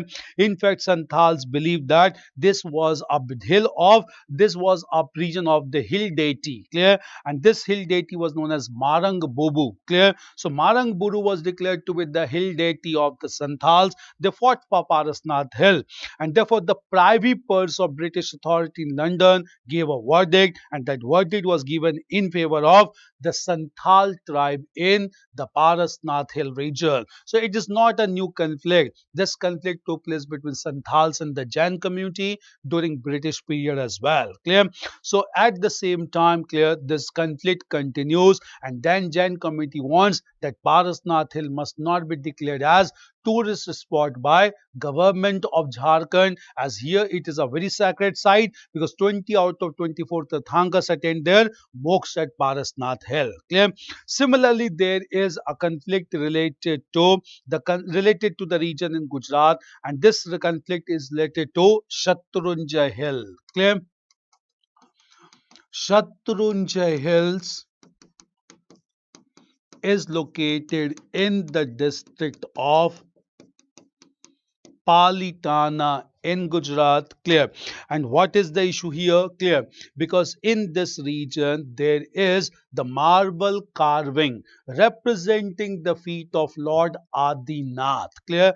Adinath was the first Jain Tirthankar. Clear? So Adinath is also known as Reshavnath, and here there's a marble carving representing the feet of Lord Adinath. Clear? But at the same time, there are news that the image of this stone or marble carving is being vandalized by the people, and in fact, government of Gujarat also want to declare Shatrunjay Hill for mining and commercial activities. Clear? This is opposed by the Jain community who want the region to be promoted as a pure pilgrimage site for Jains rather than to be used for mining and illegal commercialization. Clear? This has resulted into huge amount of conflict related to Samved Shikhar and Shatrunjay Hills. Clear? Shatrunjay Hills. Clear? Parasnath and Marangpur, same or different? Normally, Santhals claim that the Parasnath hill is basically the Marangpur, that is the hill deity. Clear? At the same time, clear? Meanwhile, clear? Shatrunjay Hills is important because the first Jain Tirthankar Adinath, he attained Keval at Shatrunjay Hill, and it is considered to be highly important for Jain religion. Clear? So this is very important one. Clear? Now these two sites or Jain sites are in news, but apart from this, other major sites of Jain religion in India are: number one, first major site is the site of Dilwara temples. The site of Dilwara temples at Mount Abu in Rajasthan. At Mount Abu in Rajasthan, and most of these temples has been constructed in the form of houses, and therefore this is known as Gharbandi style of temple architecture. Clear? So Gharbandi style of temple architecture is largely followed at Dilwara temples in Mount Abu, Rajasthan. Clear? At the same time, there's another temple for Jain religion known as Ranakpur temple, again in Rajasthan, region of Ranakpur, Rajasthan. At the same time, we have Palitana temples in the region of Gujarat. All these are considered to be very important is pilgrimage site for Jain religions. Clear? Moreover, Jain religion is also marked by two other sites, and these two sites are Udaygiri caves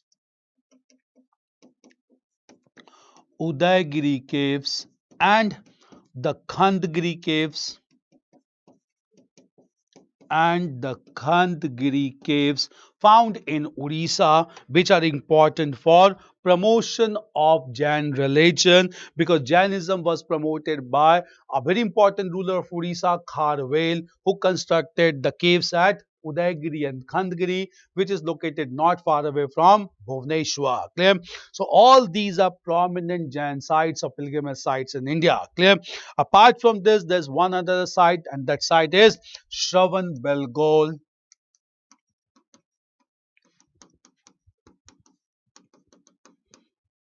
in the Hassan district of Karnataka.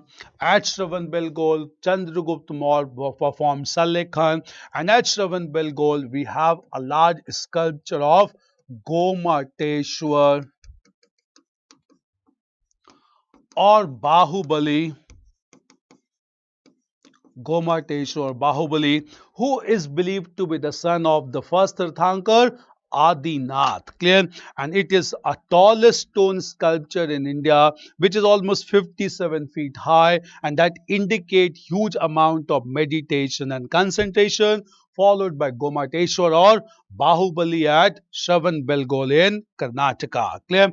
These are important centers, and in news we have Samed Shikhar and Satrunja Hills. Samed Shikhar in Jharkhand, Satrunja Hills in Gujarat. Clear? These are very important sites located in the region of Gujarat, in region of Jharkhand and Gujarat. Clear? So Jainism promoted or became a very prominent religion, and as of now, it is considered to be a minority religion in India, considered to be very important, marked by four Tirthankars, the 24th and the last important being Mahavir. Clear? We'll come to these sculptures or these features of architecture separately, but these places should be known at this point of time. Clear? Okay. Can we ask the questions after session gets over? Yeah, you can ask the question after after the session gets over. No issue with that. Clear? Now, this was related to Jainism. Clear? Now, coming back to ancient history once again. Clear? We had discussed that Mauryan Empire was established by Chandragupta Maurya, who was followed by his son and successor, that is Bindusar. Bindusar could rule from 297 BC to 272 BC, to be succeeded by his son Ashok. Clear? Ashok assassinated his brothers before coming to power. He came to power in 269 BC and proved to be the greatest monarch of ancient India. Clear? Ashok is remembered as a very powerful ruler because Ashok conquered Kaling, modern Odisha, in his ninth regnal year, which is mentioned in his 13th major rock inscription. Clear? In fact, Ashok became the first ruler of India to talk to his subject directly with his inscriptions. Clear? Ashok got large number of rock inscriptions inscribed in Brahmi script and Prakrit language, and these inscriptions are broadly divided into 14 major rock edicts, 14 minor rock edicts, and the 7 pillar edicts. Clear? These inscriptions are marked by the message of Ashok, and therefore these messages were read by the people, and it resulted into large acceptance of the principle of Dhamma, which is the principle of Buddhist religion. After Kalinga War, only Ashok accepted Buddhist religion, adopted Buddhism as state policy, and therefore he began to promote Buddhism in all its form. Clear? And Ashok, when he began to promote Buddhism, he convened the third Buddhist council at Patliputra, that led to the compilation of 3 Pitak, including Abhidhamma Pitak compiled by Mogaliputtis. And thereafter, Ashok began to depute missionaries, including his son and daughter, to promote Buddhism all across the world. And thereafter, Buddhism became a global religion with patronage of Ashok. Clear? After the death of Ashok, weak rulers came to power in Mauryan Empire, and all these weak rulers, clear, they contributed towards the decline of Mauryan Empire, as none of them were strong enough, and Mauryan Empire finally came to an end in 185 BC, when the last Mauryan emperor Brihadrat was assassinated by a Brahman, Pushyamitra Shung, in 185 BC. Clear? That marked the end of Mauryan Empire. Clear? At the same time, even though Mauryan Empire came to an end, clear, Mauryans are very important for contribution to cultural growth and development. We need to understand what were the cultural developments during the reign of Ashok or during the reign of Mauryan Empire. Clear? Now, first of all, coming to the field of architecture. Clear? Mauryan emperors contributed towards architecture. In fact, Chandragupta Maurya constructed a large assembly hall with 100 pillars at Kumrahar in the adjoining region of Patliputra. Clear? So architecturally they contributed towards big monuments, but Ashok, being converted to Buddhist religion, promoted architecture in a big way, and he began to construct large number of stupas. Clear? So he constructed large number of stupas to worship the ashes of Gautam Buddha. Clear? And all these stupas began to show his commitment to Buddhism. The most important being at Sanchi in modern Madhya Pradesh. Clear? Apart from constructing stupas, Ashok also began to construct rock cut caves in India. The first rock cut caves being constructed at Nagarjuna Hills in the Barabar region, Barabar Hills, Nagarjuna Hills, known as Barabar Caves, which was meant for Ajivika monks. Clear? Ajivika was another minor sect that was established in 6th century BC by Makkali Goshala that believed in the philosophy of destiny or niyati. Clear? So all this resulted into promotion of Buddhist religion through stupas and even ajivikas by construction of Barabar caves in Nagarjuna Hills. Clear? So Ashok constructed towards architecture in a big way. Ashok also contributed towards art forms, especially the pillar art forms. Clear? He constructed or erected large number of pillars, and all these pillars were erected in different parts of Mauryan Empire. These pillar art of Ashok was largely influenced by Achaemenian art of Iran. Clear? However, it was not imitated from Iran, but concept was taken from Achaemenian art of Iran. Clear? The most distinctive feature of Ashokan pillar was its monolithic character, because all these stone pillars were carved out from single piece of stone. Clear? And when these pillars were carved out with single piece of stone, they were surmounted by capitals marked by images of animals. Clear? Like we have images of animals at Sarnath, Loria Nandangarh, Rampurva. Rampurva is marked by a large bull, and Sarnath is marked by 4 lions sitting back to back facing 4 directions. Clear? So these pillars were constructed by Ashok, which were monolithic in nature. The capital was marked by a circular panel known as abacus, and abacus was marked by Ashokan chakra and some animals like galloping horse and the bull. Clear? These indicate a great development. In fact, the pillar at Sarnath contained the line Satyamev Jayate, taken from Mundak Upanishad, and that indicate truth alone triumph. And this capital of Sarnath pillar has been adopted as state emblem by government of India. Clear? All these were royal art promoted by Ashok, but during the reign of Ashok, some folk art also promoted, like the sculptures of yakshas and yakshinis. Local deities began to be made, and yakshas and yakshinis were made at Mathura and the region of Patliputra. Clear? Large number of yakshas has been found at Parkham near Mathura, and large number of yakshinis has been found at Lohanipur and Didarganj in the suburbs of modern Patna. Clear? All these developments took place under the reign of Ashok. Clear? So Mauryan period was very important for promotion of art forms and architecture, especially under the patronage of Ashok. Clear? Now, after the reign of Ashok, clear, when Mauryan Empire began to decline, it finally ended in 2nd century BC, and this phase in from 2nd century BC to 3rd century AD is known as the post-Mauryan phase. Clear? And in the post-Mauryan phase, several developments related to polity and culture took place, and large number of warriors and persons came from different parts of India. Clear? Now, coming to the post-Mauryan phase, just understand briefly fast. Clear? If we come to post-Mauryan phase, the first major development was that Central Asian tribes began to attack India from northwestern side. Clear? And these Central Asian tribes included the Indo-Greeks, the Shakas, the Kushans, the Parthians, and the Kushans. Clear? So 4 tribes that came to India were the Indo-Greeks, the Shakas, the Parthians, and finally the Kushans. Clear? Indo-Greeks, Central Asian tribes. Clear?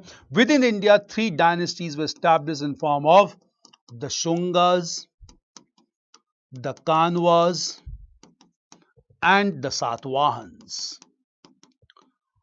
And The Satvahans. Clear? Shungas in eastern India, Kandwas in central India, Satvahans in the region of Deccan. Clear?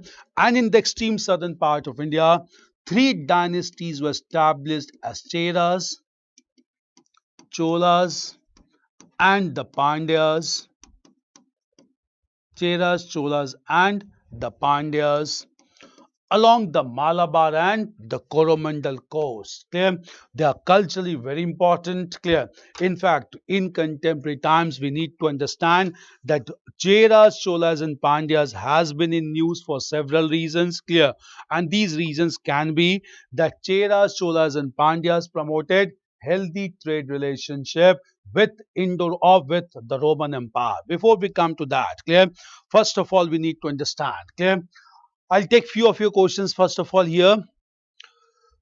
Was Gomateshwar Bahubali or Tirthankar? No, he was Bahubali. He was known as Bahubali because of his strength. Clear. He was not a Tirthankar. He was the son of the first Tirthankar, Adinath or Reshavnath. Clear.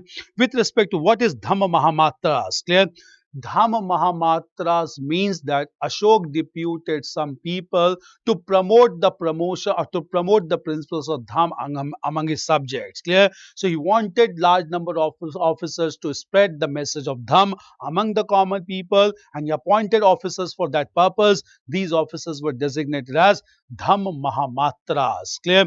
In fact, Ashok even organized Dham Yatras, whereby he visited several areas in order to promote the principle of Dham, in order to unify heterogeneous areas under homogeneous political identity. Clear?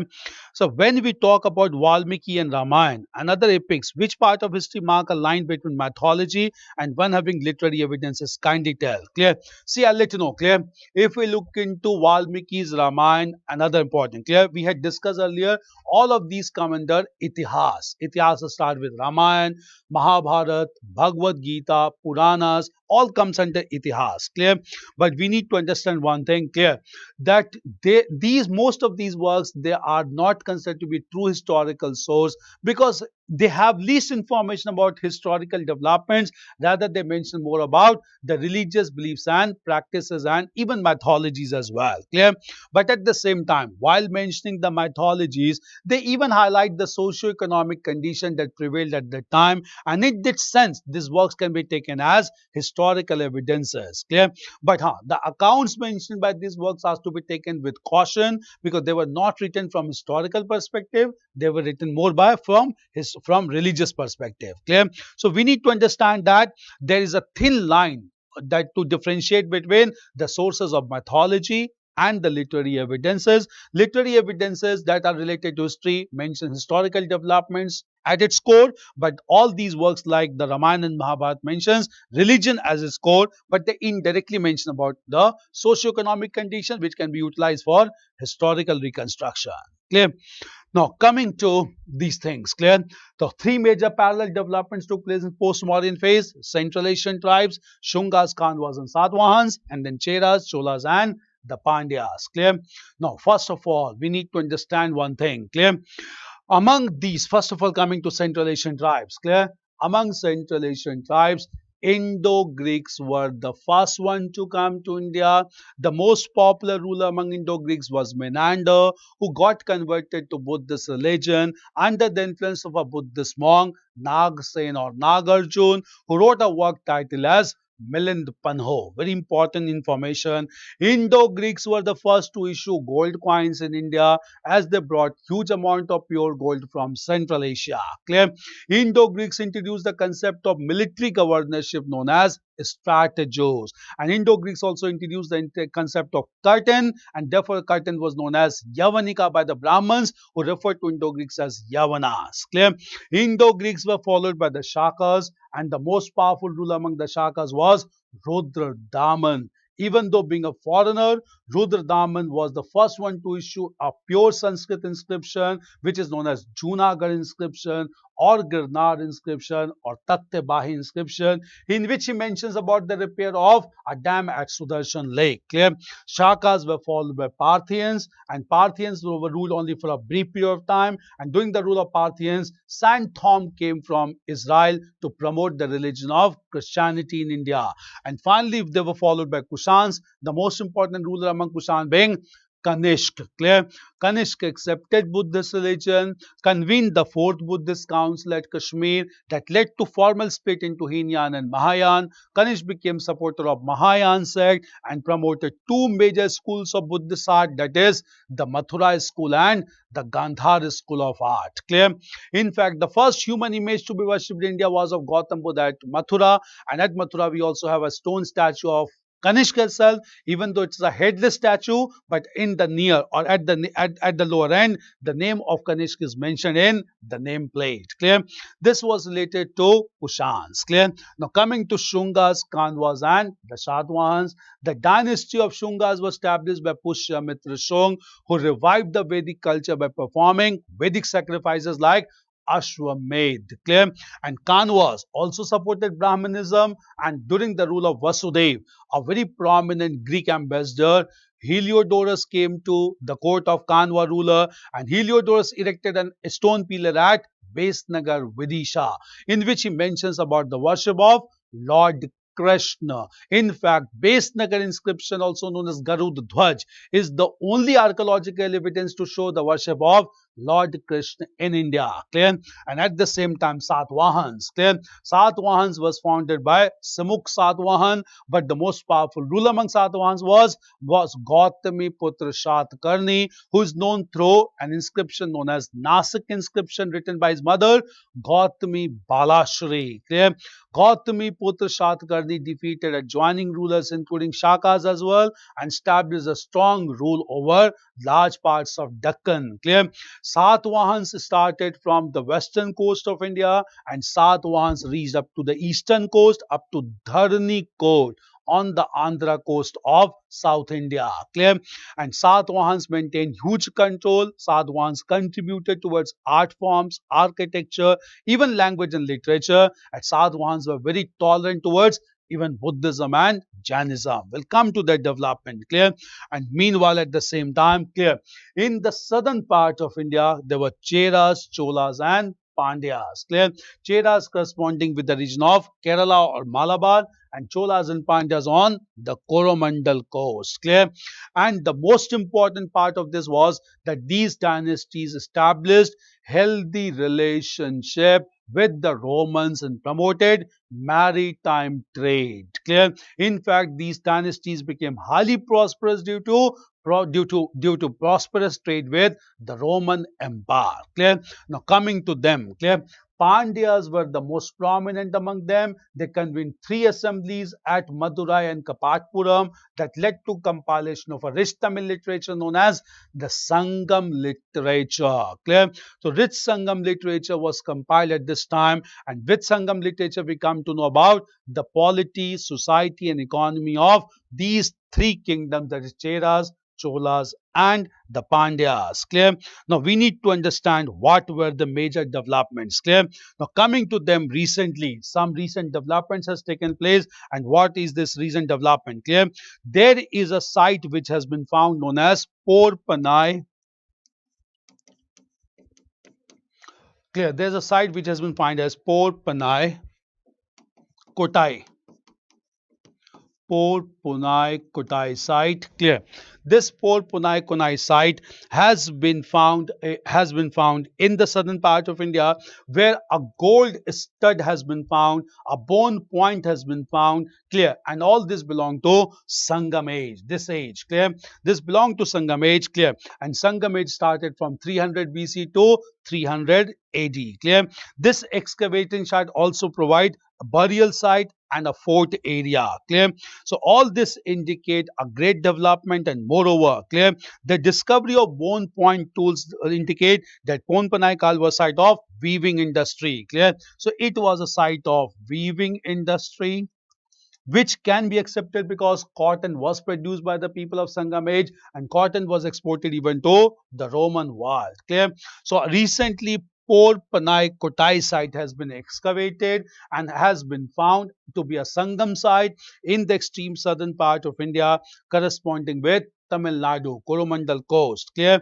And this site provide evidence of a gold stud and as well as a large fort area along with large number of bone tools which were used basically for weaving industry. Clear? This is the recent excavation. More importantly, I'll let you know, clear, that at the presently the Ministry of Culture and Tourism and even along with Indian Navy, clear, has decided to revive a technique of Sangam age, and this technique is known as the Tankai method. Is known as the Tankai method. Clear? According to Tankai method, clear, shipbuilding was promoted in Sangam age without the use of nails. Clear? Rather the ships or rather the wooden material was connected by placing one above another rather than or rather stitching the one against another rather than with the use of nails. Clear? So Tankai method of shipbuilding which was promoted by during Sangam age was basically stitching the wooden plates rather than sticking them with nails. Clear? So without using any nails, large number of ships were constructed, and this technique of constructing the ships by stitching the wooden plates is known as Tankai method of shipbuilding, and this is being revived as of now by Ministry of Tourism along with Indian Navy in order to promote construction of large ships in the coastal belt of India. This is known as the Tankai method. Clear? This is very important in contemporary times along with the excavation of Porpanai Kotai site which is marked by weaving industry of Sangam age. Clear? Therefore, Sangam age becomes very important. We need to understand about Sangam age. Clear? It's clear. Now just understand. Clear? Sangam age started around 300 BC and ended till 300 AD. And in this Sangam age, it is believed that Pandyan rulers convened the first Sangam assembly at Madurai, which was attended only by Tamil gods. Clear? No deliberations of this assembly has survived. Clear? Under the patronage of Pandyan rulers, second Sangam assembly was convened at Kapatpuram. Clear? Which was attended by Tamil gods as well as Tamil poets that led to the compilation of the first Tamil grammar. The work is known as the work which was written in second Sangam assembly that deals with grammatical rules. Clear? That work was written in a Sangam assembly. Clear? And this work proved to mark the beginning of Tamil language and literature in southern part of India. Clear? This was one thing that development took place. At the same time, the third Sangam assembly was again held at Madurai and it was attended only by Tamil gods and all these attended only by Tamil poets, and all these Tamil poets composed large corpus of literature known as Sangam literature, which is divided into 18 major works and 18 minor works. These are known in Tamil language as Mani Mekalai and known as Melkanakku and Kilkanakku. And by the end of Sangam age, two Sangam epics were written, Sila Pattikram and Mani Mekalai. Sila Pattikram by Ilango Vadigal and Mani Mekalai by Sattanar. Clear? These developments took place in Sangam age, but at the same time, recent excavations taken place in Sangam region, and this has resulted into development of Porpanai Kotai site and Tankai method, which is very important, whereby ships were constructed by stitching the wooden plates rather than with the use of iron nails. Clear? This very important development took place. Next is clear. So Sangam age becomes very important for examination. Do prepare the Sangam age properly. Clear? Now after these developments, clear, this phase is very important culturally. We'll understand about the cultural growth and development during this phase. Clear? Now coming to this phase of cultural growth and development. Clear? First of all, we need to understand that during this phase, clear, during this phase, rock cut architecture began to develop rapidly. Clear? And this rock cut architecture began to develop in a big way under the rule of the Satvahans. Clear? We'll come to this development of Satvahans. Is it clear? Coming to Satvahans. Clear?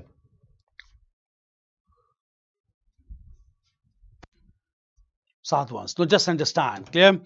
First of all, clear, the Satvahans began to construct large monuments with rock cut techniques. These monuments were basically chaityas and viharas, and all these chaityas and viharas were meant for Buddhist religion, along with some Brahminical temples as well. Clear?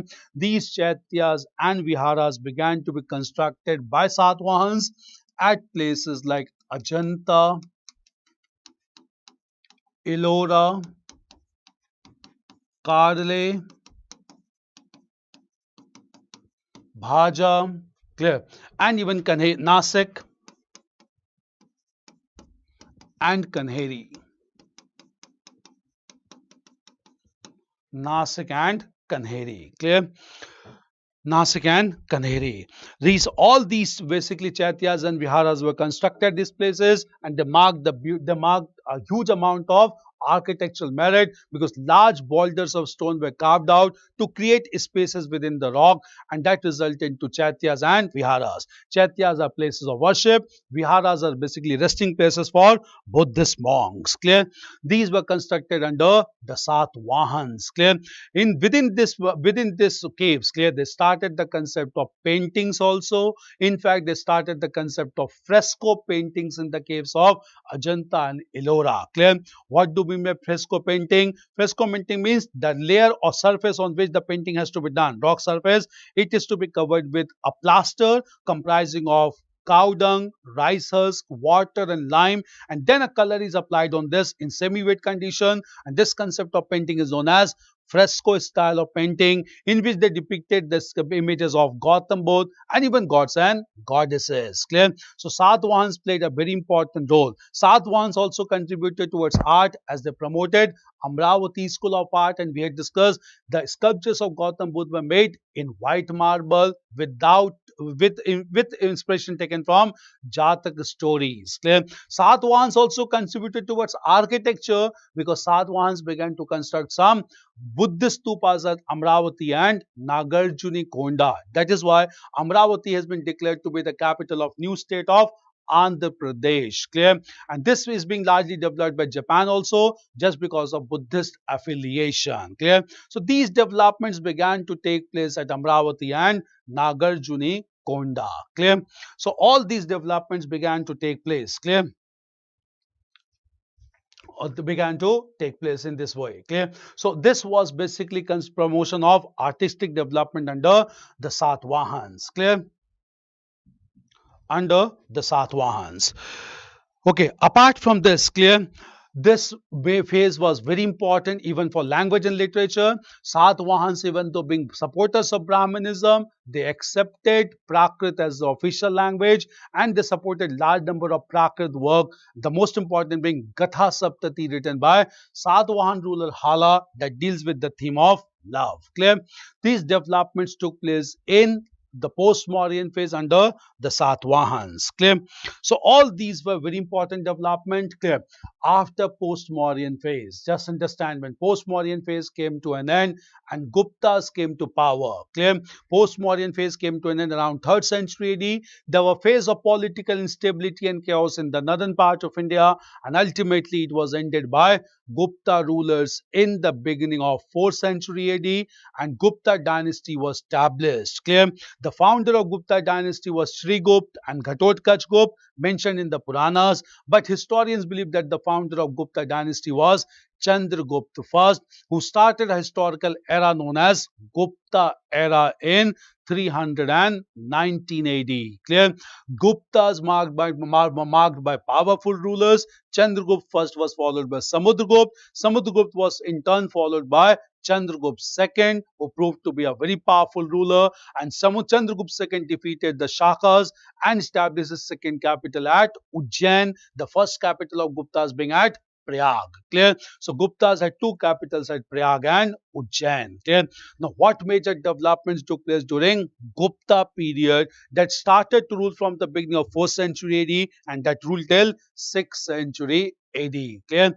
Guptas ruled in over a large parts of North India and contributed towards temple architecture in a big way. First of all, clear, during Gupta period we have the concept of the temple, we have the concept of Trinity of Gods, and according to the concept of Trinity of Gods, clear, Gupta rulers began to worship three gods, that is Lord Brahma, Lord Vishnu, and Lord Shiv. Lord Brahma as creator of universe, Lord Vishnu as preserver of universe, and Lord Shiva as destroyer of universe. Clear? And in this aspect, clear, Guptas began to construct temples for formal worship, and they constructed temples largely with bricks as principal building material. Clear? And when they began to construct temples with bricks as principal building material, these temples could not survive for long, and therefore, architecturally speaking, Guptas were not rich in architecture. Clear? Some of the temples of Guptas have survived. The most important being Dash Avatar temple at Devgarh in Jhansi district. Clear? This temple was dedicated to the worship of Lord Vishnu and his avatars. Clear? This is popularly known as Dash Avatar temple under the Guptas. Clear? Guptas contributed towards art forms because they completed all the paintings of Ajanta and Ellora. The most important painting being known as Padmapani Buddha or the lotus bearing Buddha. Clear? At the same time, Guptas are important for promoting the metallurgical science, as Chandragupta II erected an iron pillar at Delhi, which is located at Mehrauli, and even after standing against rain and water, the iron pillar has not shown any sign of corrosion till contemporary times. Clear? This is considered to be of great development under the Gupta rulers, and Gupta rulers gave patronage to language and literature. Clear?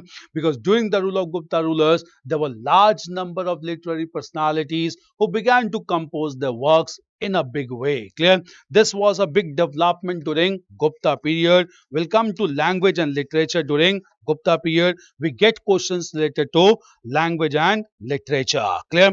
So we'll talk about language and literature promoted by Gupta rulers, and some institutions also like Nalanda University promoted by Gupta rulers. Now we get questions on language and literature. Write about this language and literature promoted by Gupta rulers. Clear? The first great personality or literary personality who wrote during Gupta period, this person was a great dramatist, Kalidas. Write the works of Kalidas. Clear? First of all, Kalidas wrote a drama known as Abhijnana Shakuntalam or Abhigyan Shakuntalam. Abhigyan Shakuntalam, clear, that deals with a recognition of Shakuntala. Clear? That is King Dushyant and Shakuntala. Then we have Malvika Agnimitra.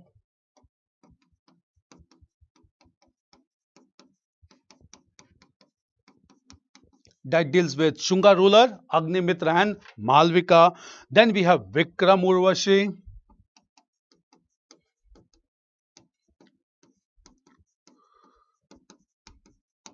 Vikram Urvashi. Then we have Meghdutam.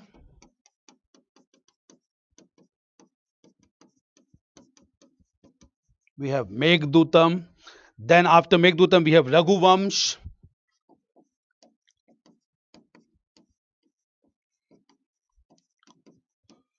Raghuvamsh. Then Kumar Sambhav.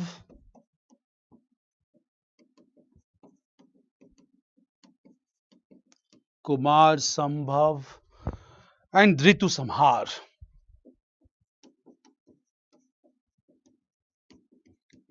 And Ritu Samhar. Clear? These are the dramas written by Kalidas. Clear? So major works written by Kalidas. Clear? Abhigyan Shakuntalam, Malvika Agnimitra, Vikram Urvashi, Meghdutam, Raghuvamsh, Kumar Sambhav and Ritu Samhar. Clear? Then at the same time, clear, another major literary personality during Gupta period was Bhasha or Bhash, who wrote a work Swapna Vasva Datta. For the work Swapna Vasvadatta. Clear? Vasvadatta. Clear? This was another work written at this time. Clear? Then Swapna Vasvadatta. Clear? Then we have basically Shudrak.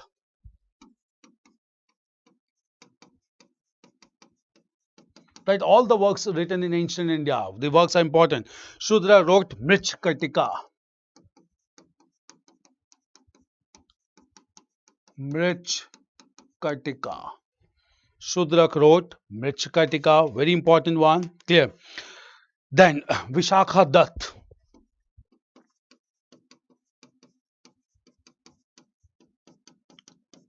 Clear. Write all the works of ancient India. It's important. Clear.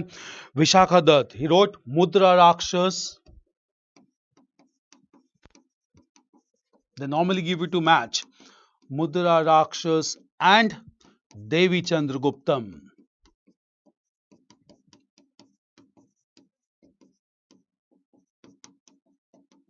Mudra Rakshas and Devi Chandraguptam. Then we have Bhavbhuti.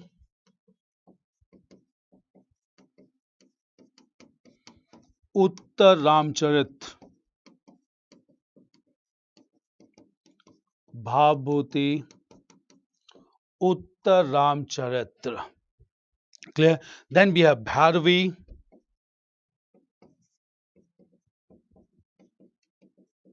Bhairavi. Kiratarjuniam.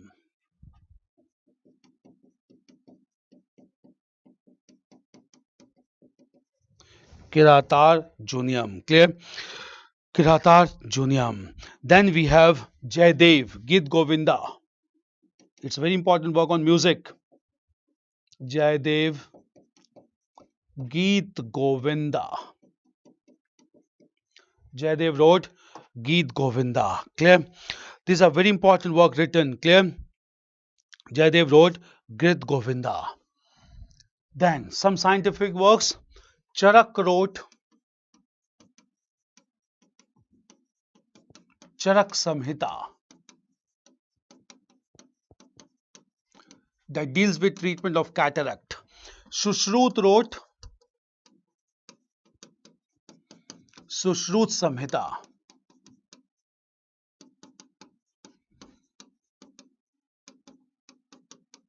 Sushrut Samhita. Clear? Sushrut, that deals with medicine and surgery. Clear? Then Vishnu Sharma wrote Panchtantra.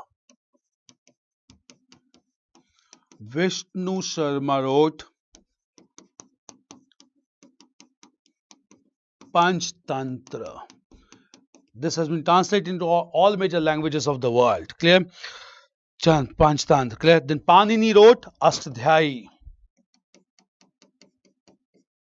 Panini wrote Ashtadhyayi.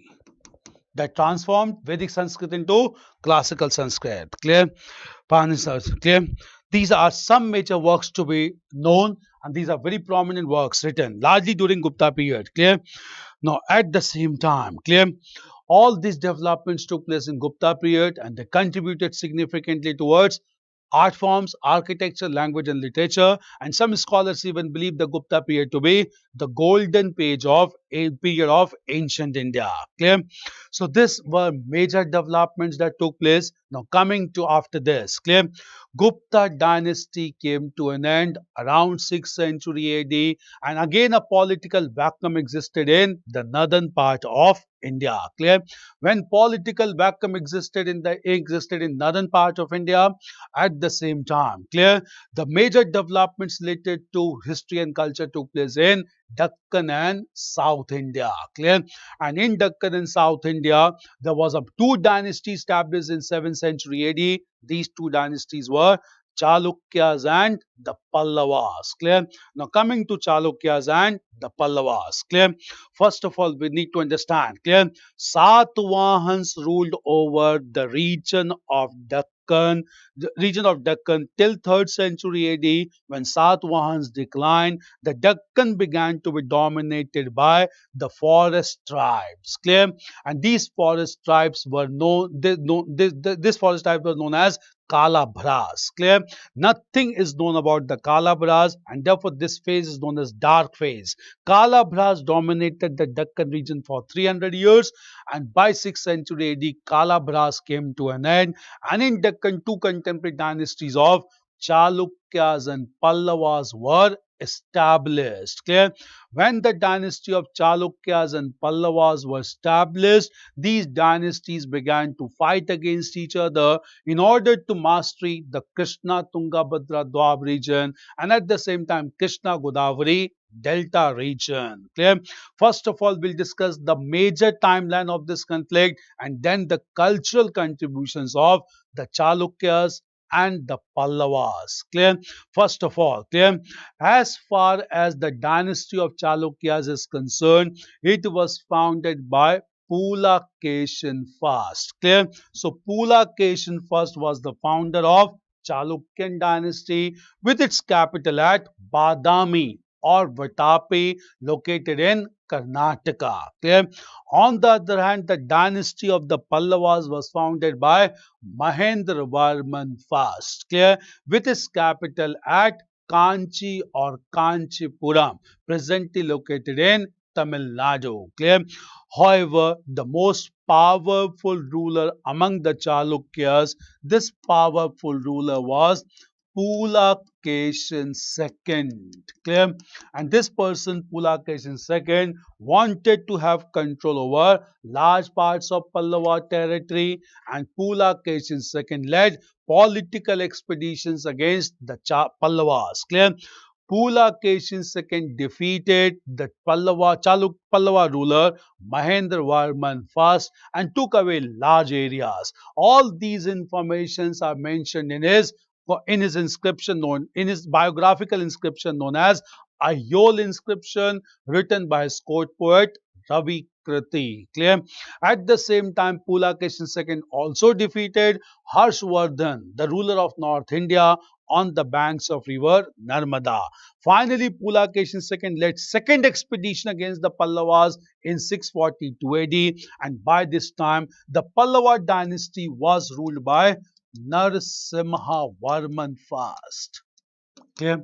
So Narasimha Varman first was ruling over the Pallava territory, and Narasimha Varman first, clear, defeated Pulakeshin II, even assassinated Pulakeshin II in 642 AD, and even annexed the capital of Chalukyas, Vadami or Vatapi. And thereafter, Narasimha Varman first adopted the title of Vatapi Konda or the conqueror of Vatapi. Clear? So he became the conqueror of Vatapi. Clear? This marked the victory of the Pallavas against the Chalukyas. Clear?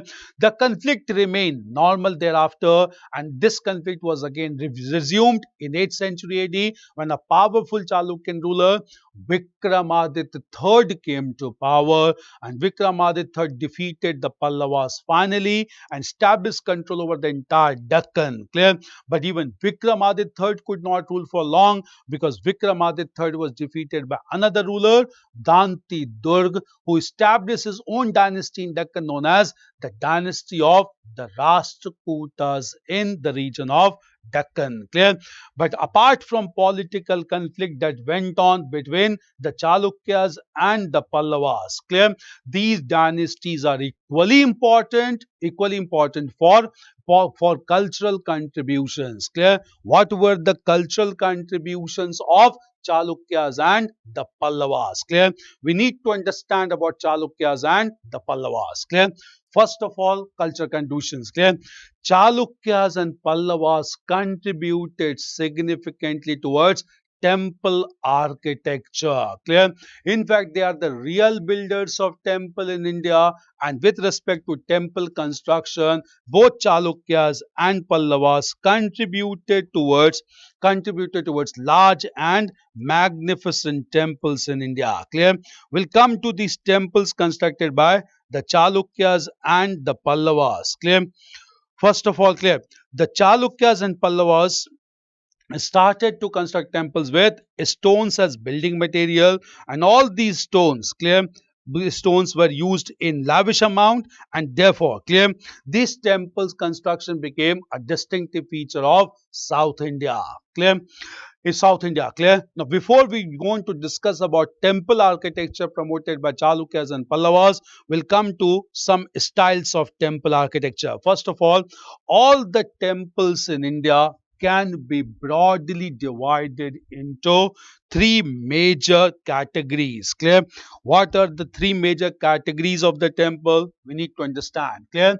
So first of all, categories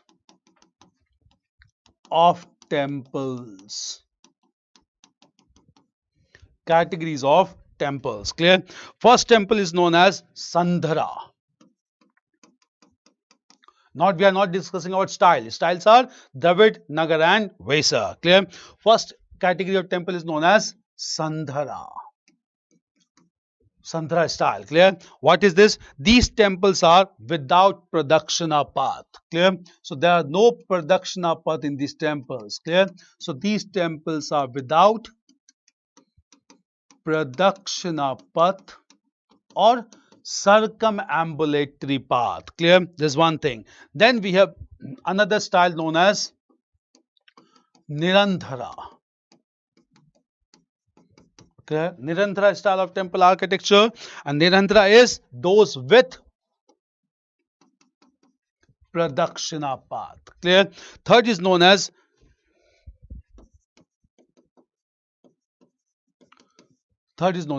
Sarvatobhadra temple. Sarvatobhadra temple, and these temples are clear that could be accessed from all sides. Accessed from all sides. So all the temples are classified into three categories. Clear? Three categories. These temples are known as Sandhara temple without pradakshina path, Nirandhara with pradakshina path, Sarvatobhadra, that is temple that can be accessed from all the sides. Clear? Now with this concept clear, first of all we'll understand what were the examples of this temple. Clear? We had discussed about Dashavatar temple. Dashavatar temple was found in the region of Devgarh in Jhansi. This temple was basically marked by worship of Lord Vishnu and his avatars. Clear? This temple is built in stone and bricks, but very less stone has been used. Largely the bricks has been used. Clear? And at the same time it is of Sarvotra Bhadra type of construction. Clear? So example of Sarvotra Bhadra kind of temple is the temple known as the Dashavatar temple at Devgarh. What do you mean by Dashavatar temple? The temple can be accessed from all the sides. Clear? And it was constructed by the Gupta rulers. Clear? Then we have another temple. Clear? And this temple is known as the Nachna Kuthara temple. Clear? So another style is known as the Nachna Kuthara temple, which is found in Panna in modern Madhya Pradesh. It was also constructed during Gupta period. Clear? Nachna Kuthara temple, and it is devoted to worship of goddess Parvati. Clear? And it has Chaturmukhi Ling Shiv temple. Clear? Which has a large ling with 4 faces. Clear? So Chaturmukh temple. Clear? This basically Nachna Kuthara temple at Panna in Madhya Pradesh. Clear? This was a temple with pradakshina path. Clear? So it's Nachna Kuthara temple in Panna, Madhya Pradesh. Nachna Kuthara, it's a Parvati temple and it has Chaturmukh ling. Clear? Chaturmukh ling. Large ling with 4 faces. Chaturmukh ling. Clear? Then we have basically another temple known as Udaygiri temple in Vidisha. Clear? And this Udaygiri temple in Vidisha is Sandhara style without pradakshina path. Clear? Chandragupta says favor of real sculpture of Lord Vishnu in Varaha form. Clear? Then we have another temple known as Udaygiri temple. Udaygiri temple located in Vidisha. Temple located in Vidisha. Clear? So example of Sarvotra Bhadra temple is Dashavatar temple, Nirandhara temple is Nachna Kuthara temple, Sandhara without pradakshina is Udaygiri temple in Vidisha. Clear? These are major temples constructed in 3 categories. Clear? At the same time, apart from these temples, clear, there are 3 distinct styles of temple architecture. These styles of temple architecture are known as the Nagar style, the Dravid style, and as well as Nagar style, Dravid style, as well as the Vesar style.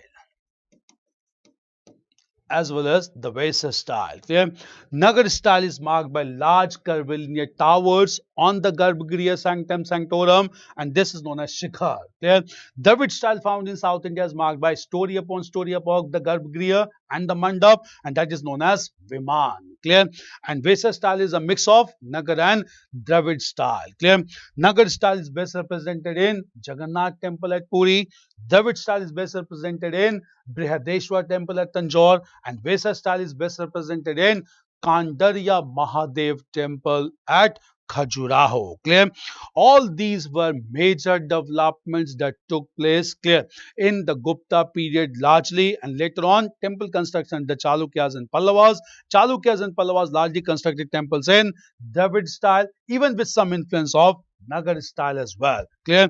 Now we'll come to the temples constructed by the Chalukyas and the Pallavas.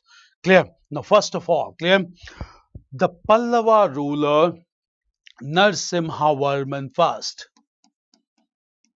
The Pallava ruler Narasimha Varman first constructed a large Shiv temple known as Kailashnath temple at Kanchi or Kanchipuram. Clear? Moreover, he founded the city of Mahabalipuram.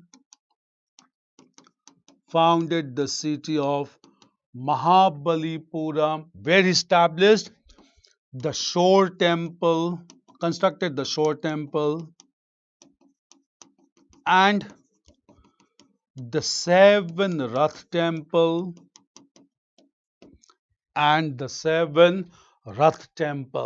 Clear?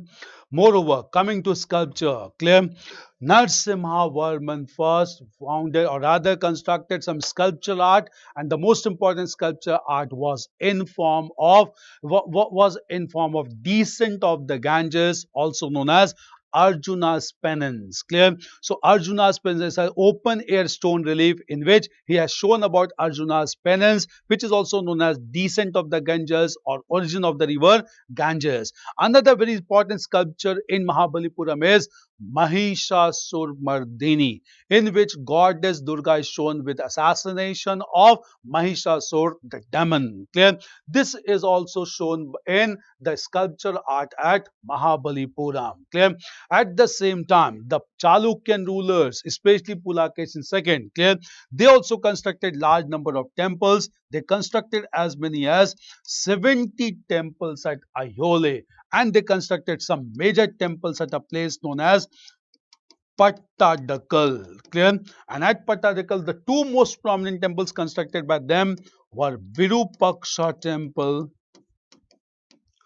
and Papanatha temple.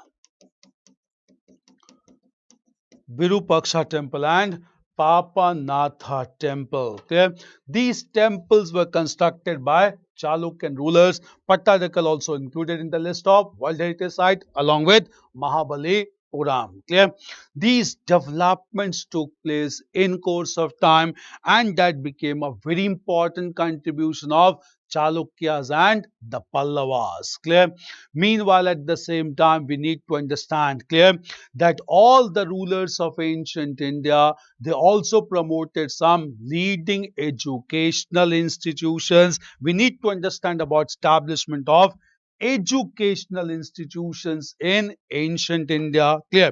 In fact, the first and the oldest educational institution which was established by rulers in ancient India was the Takshila University.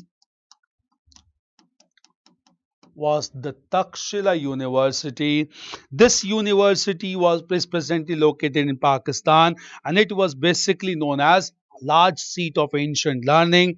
It was founded in 6th century BC, and it was basically BC, and at the same time, clear, it was even glorified by Alexander the Great. Clear? Meanwhile, this university was known for promoting the science of Ayurveda, grammar, philosophy, and at the same time produced some great alumni like Chanakya, clear, who became a graduate in political science from Takshila University. Clear. Apart from Chanakya, clear, other great alumni of Takshila University were Jivak, the great physician of Bimbisar, then Panini, then Charak, and Vishnu Sharma. We had discussed about all these personalities. They were all associated with Takshila University. Clear? So Takshila University was established in 6th century BC, was glorified even by Alexander the Great, who invaded India in 326 BC. It provided studies related to philosophy, grammar, Ayurveda, and even at the other disciplines. Clear? And there were large number of alumni from this university like Chanakya, Jivak, a physician, clear. Then Panini, who was a great grammarian who wrote Ashtadhyayi, clear. Then Charak, Charak Samhita, and then Vishnu Sharma. And Vishnu, who wrote Panchtantra. Okay? So all prominent ones being studied at Takshila University, founded in 6th century BC. Clear? Next major university which was established in ancient time was Nalanda University. Clear? Nalanda University was founded in 5th century AD, and it was founded by Gupta ruler Kumar Gupta. Clear? Nalanda University was established to promote teachings related to Buddhism. Clear? And this university was considered to be a very prominent one even among outside scholars as well. Some scholars from China came to study in Nalanda University, and these scholars included Fahian and Huansang, who came to study Buddhist scriptures at Nalanda University. It was a residential university. This university introduced the concept of entrance examination known as Dwar Pariksha. All these were very important developments at Nalanda University. This university clear, had a very rich library, and this university was destroyed by Bakhtiyar Khalji in 12th century AD, and he set the whole university on fire. That resulted into destruction of Nalanda Mahavihar. Clear?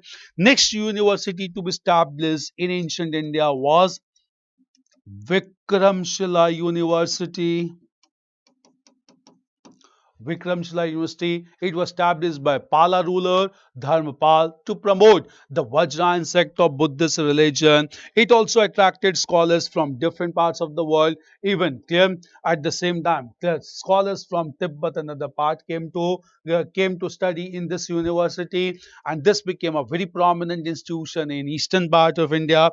Apart from all these universities, clear, there were other universities established in ancient India. These universities included basically Jagdallah University,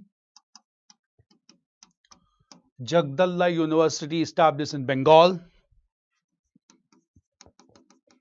Jagdallah University established in Bengal. Then Odantapuri University in Bihar, the region of Bihar Sharif, Bihar, clear. Then Somapura University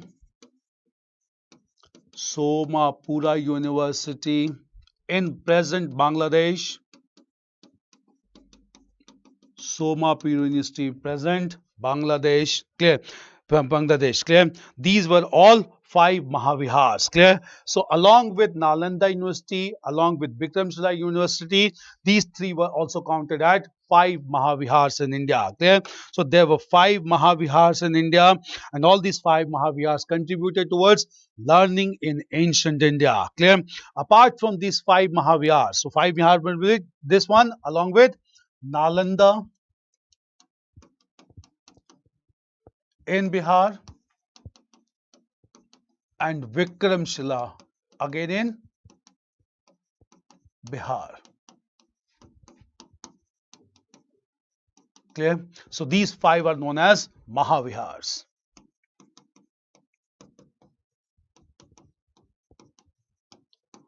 Takshila is not counted here because Takshila got destroyed much earlier. So after Takshila, we have Nalanda University, Vikramshila University, Jagdallah, Odantpuri, and Somapura in Bangladesh. Clear? Apart from these five Mahavihars, there were some institutions who were very prominent, even though they are not counted in Mahavihars. Clear? This was Vallabhi University or Vallabhi University in Gujarat. Vallabhi University in Gujarat, which was also very prominent. And then we have Pushpagiri University,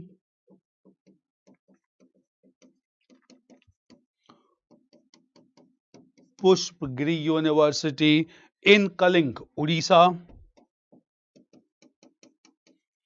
In Kaling, modern Odisha. Clear? So these were prominent institutions established by rulers at different points of time. Five Mahavihars along with two other, Vallabhi in Gujarat and Pushpagiri University in Kaling region. Clear? And all of them promoted Brahmanical learning, some secular studies, some Buddhist learning, some at the same time Jain religion like Vallabhi in Gujarat. Then Pushpagiri University in Kaling also promoted Jain religion. Clear? So if you come to religion wise, Nalanda was for Buddhist religion, Vikramshila was also for Buddhist religion, Jagdallah in Bengal for Buddhist religion, Udantpur in Bihar for Buddhism, Somapura in Bangladesh was basically meant for Buddhism, Jainism both, Vallabhi in Jainism, Pushpagiri in Jainism. Clear? So very prominent institutions established during ancient times in different parts of India at different points of time. Clear? So all this resulted into promotion of language and literature as well. Clear? Meanwhile, at the same time, clear, when all these universities were established and developments were taking place, clear, finally after Gupta period, political fears of chaos existed in entire North India for 100 years. By the beginning of 7th century AD, North India again began to be unified. Clear? And this unification in North India began to be done, clear, by a powerful warrior, and this powerful warrior was known as Prabhakar Vardhan, who established his own line of dynasty known as known as Pushya Bhuti dynasty, with its capital Pushya Bhuti dynasty with his capital at Thaneshwar in modern Haryana. Clear? But the most powerful ruler of Pushya Bhuti dynasty was his second son, the second son, Harshvardhan, who is known through his court poet Ban Bhatta. Clear? Harshvardhan initially was follower of Brahmanism. He was a great devotee of Lord Shiv and had close relationship with two supporters of Lord Shiv, that is Shashank of Bengal and at the same time Bhaskar Varman of Assam. Clear? Harshvardhan, when he began to rule, at this time only Yuan Sang came to study at Nalanda University, and under the influence of Yuan Sang, Harshvardhan left Brahmanism, accepted Buddhism, and began to promote Buddhist faith. Clear? Harshvardhan, in fact, convened two Buddhist assemblies at Prayag and Kannauj, gave away everything because Kannauj was his capital, and decided to promote Buddhism. Clear? At the same time, clear, Harshvardhan gave 200 villages in grant for the maintenance of Nalanda University, and he became a great supporter of Buddhist faith. Just because of this, he offended Shashank, who was still devotee of Lord Shiv, and Shashank destroyed the Bodhi tree at Bodh Gaya, under which Gautam Buddha attained enlightenment or supreme knowledge. Clear? Harshvardhan ruled till 647 AD, and Harshvardhan died in 647 AD. Again, North India plunged into crisis, and thereafter, clear, for 100 years, no major development took place in the northern part of India, and therefore, in this phase, clear, in 100 years, clear, a major political crisis continued till the middle of 8th century AD. By the middle of 8th century, three contemporary dynasties of Palas, Pratiharas, and the Rashtrakutas were established, and this marked the beginning of early medieval phase because Islamic rulers began to come to India from West Asia, and that marked a transitory phase from ancient to medieval India. But this transitory phase is very important for cultural development because several developments took place in this 4.5 centuries from 750 AD till 1200 AD. Clear? So we'll be coming to all these developments. Clear? Is it fine? Clear. Now coming to some questions. Clear. Yeah, Rathikas and Bhojikas were mentioned in Ashokan inscription. Divya gives an account of Pushyamitra's cruelty towards Buddhists and his hatred towards Buddhism. How far this statement is correct, sir? And why Pushyamitra was against Buddhists? Again, I'll let you know. Clear?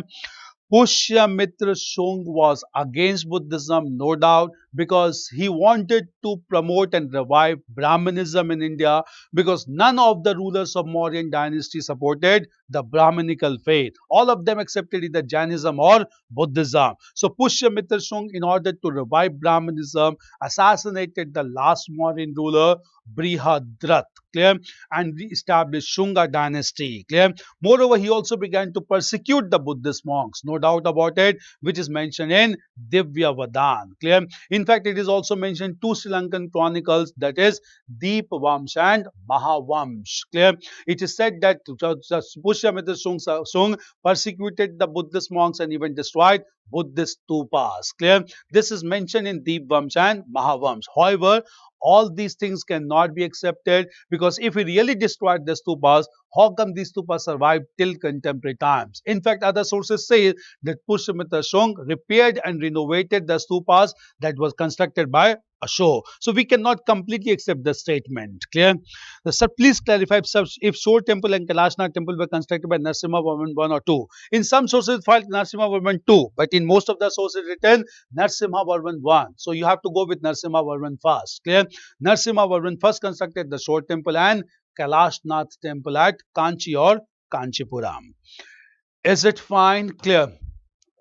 See, I need to be a bit fast because it's a crash course. We need to cover many areas, clear? But at the same time, clear? I'll try to moderate. No issue, clear? Now, apart from this, this was all about developments. Now, we went with dynasties, we went with rulers, we had discussed about major developments, cultural developments, clear?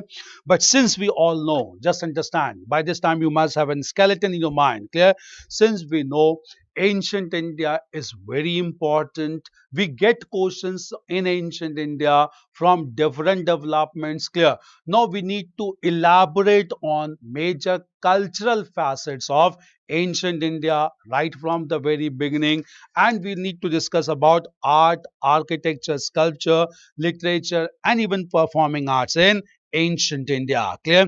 So we need to discuss them quite elaborately because you get questions on cultural dimensions, clear? So I'll repeat just to recapitulate once again. I'll repeat, clear? Prehistory is marked by Paleolithic, Mesolithic, and Neolithic cultures, depending on use of stone implements by the people. For your coming examination, the important thing is that from Mesolithic phase, a new culture developed in the southern part of India known as the megalithic culture. Megalithic culture because some new excavations has taken place in India that mentions about megalithic sites in southern part of India. Maximum number of megalithic sites found in Karnataka, but recently, clear, some sections in Telangana has been demanding UNESCO tag for Murmudu village, a village marked by menhirs or megalithic site. Clear? Prepare this thing. At the same time, clear, when we move from prehistory, we come to proto-history, which was marked by Indus Valley civilization. In Indus Valley civilization, there were large number of artistic materials found, even large remains of big buildings has been found. We had discussed about the buildings, the drainage pattern, the city planning, which has to be done. At the same time, the seals, clear, and most importantly, the images, the sculptures like bearded man, male torso, bronze dancing girl, then we have unicorn, then Pashupati Mahadev, then mother goddesses. Do prepare with this thing, clear? After Indus Valley, the literary tradition started, pure historical tradition began to take place, and this started with arrival of Aryans, and with arrival of Aryans, we start the counting of Hinduism and Brahmanism. We had elaborate discussion on the works related to Hinduism and Brahmanism, starting with Samhitas, then followed by Brahmanas, then Aranyakas, and then finally Upanishads or Vedanta. Clear? We had also discussed about other subparts as well. We had discussed about Vedang also, that is 6 angs of Vedas. We have discussed about 6 darshan, a school of philosophy also. One is school that is known as Charvak, as materialistic school as well. We had also discussed about major works of Brahmanism. All these things are very important to be known. After this, we also discussed about Buddhism and Jainism, the major philosophy. Then we had discussed Mahajanpas, among which Magad was the most prominent one, and Magad gave way to large empire known as the Mauryan Empire. Clear?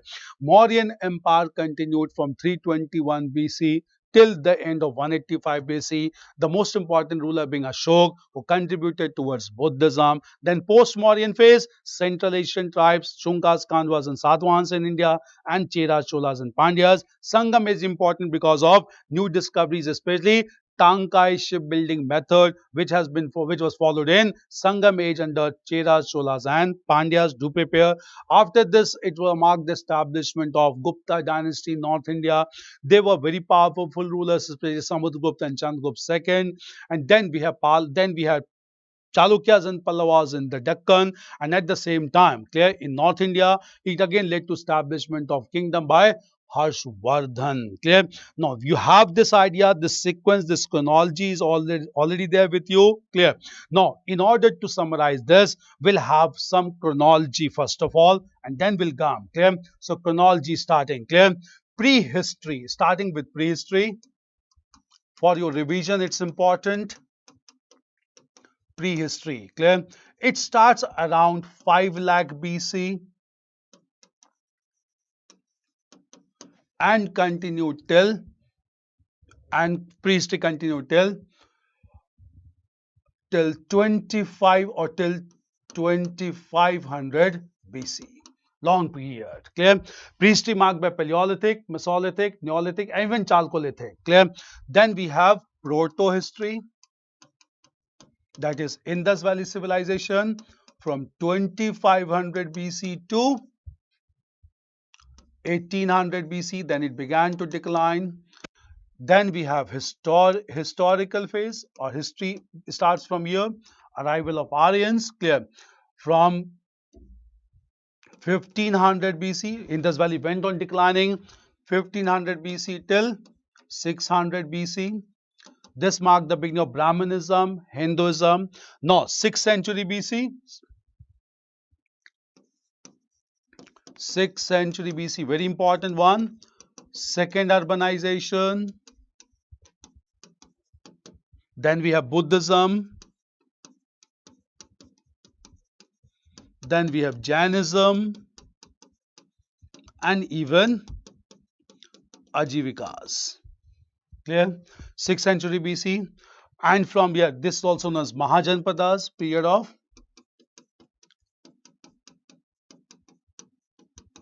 Mahajanpadas continued.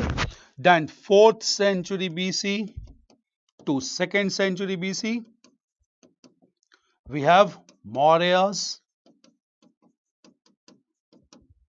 Then 2nd century BC to 3rd century AD, we have the post-Mauryan phase.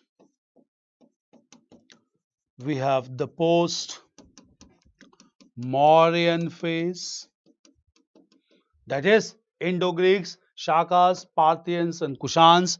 Then we have Shungas, Kandwas and Satvahans, and then we have Cheras, Cholas and Pandyas. Then 3rd century to 4th century, there was political vacuum. From 4th century AD to 6th century AD, period of the Guptas.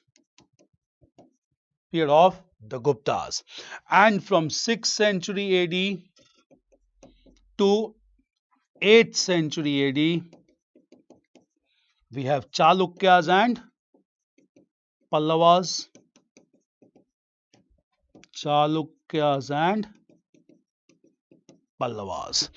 And at the same time, from 7th century AD, North India, to 7th century AD to mid of 7th century AD, that is 7th century AD only, completely. We have Harshvardhan. We have Harshvardhan. Clear? This chronology should be there with you. Clear? So prehistory, proto-history, history. This is also known as the Vedic age. Vedic age, early Vedic age and later Vedic age. 6th century BC, second urbanization, Buddhism, Jainism, Ajivikas and Mahajanpas. 4th to 2nd century Mauryas. 2nd to 3rd century AD, post-Mauryan phase. 4 to 6 Guptas. 6 to 8 Chalukyas and Pallavas. 7th century in between North India, dawn period of Harshvardhan. Clear? No, this is the, no.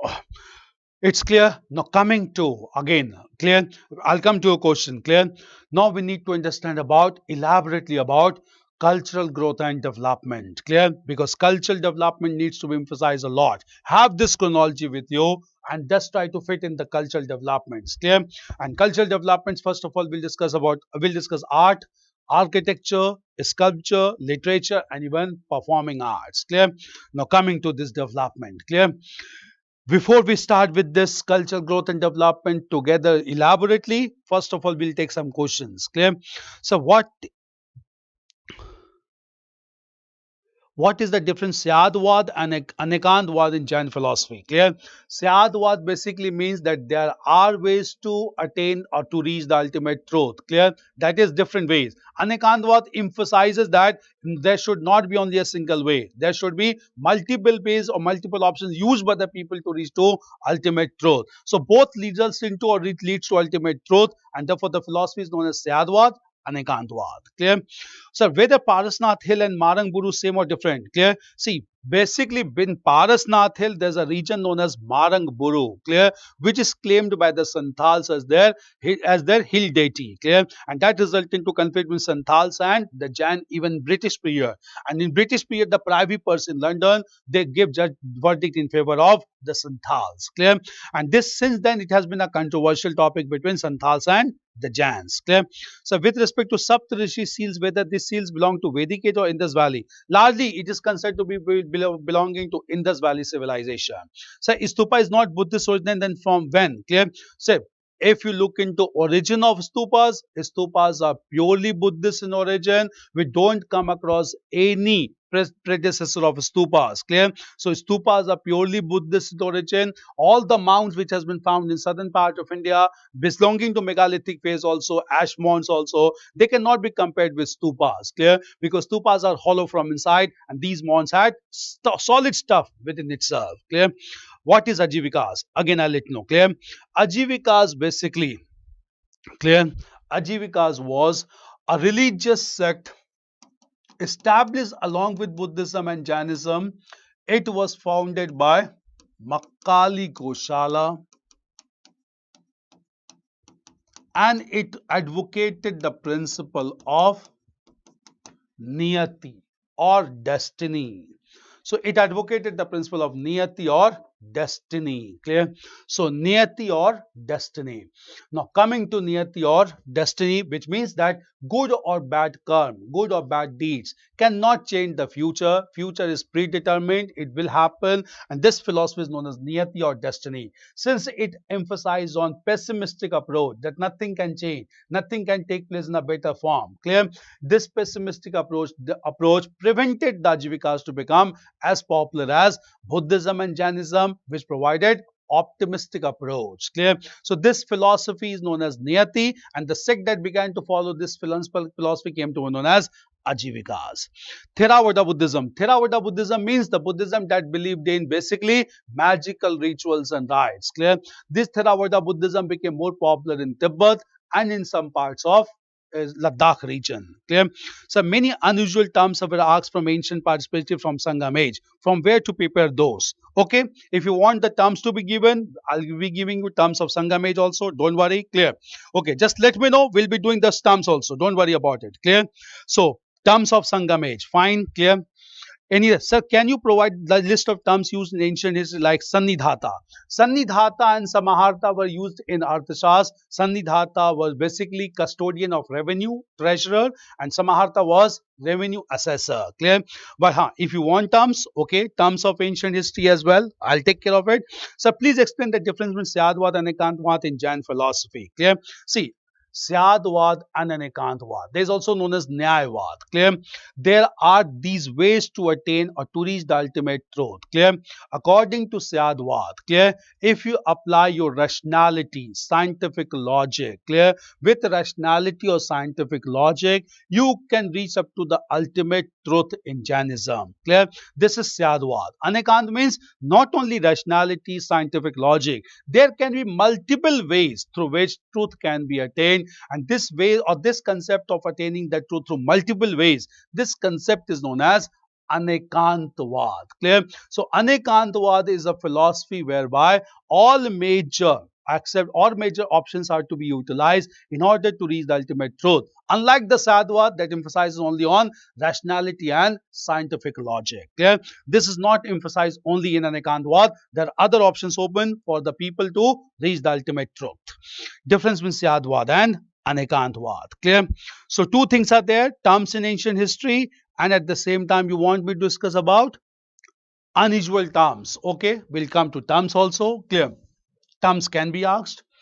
Is that clear? Now coming to cultural growth and in cultural growth and development also will come to many terms. Clear?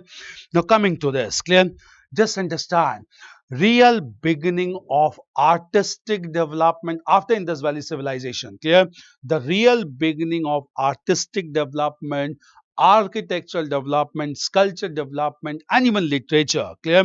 Started from the Mauryan phase. Clear?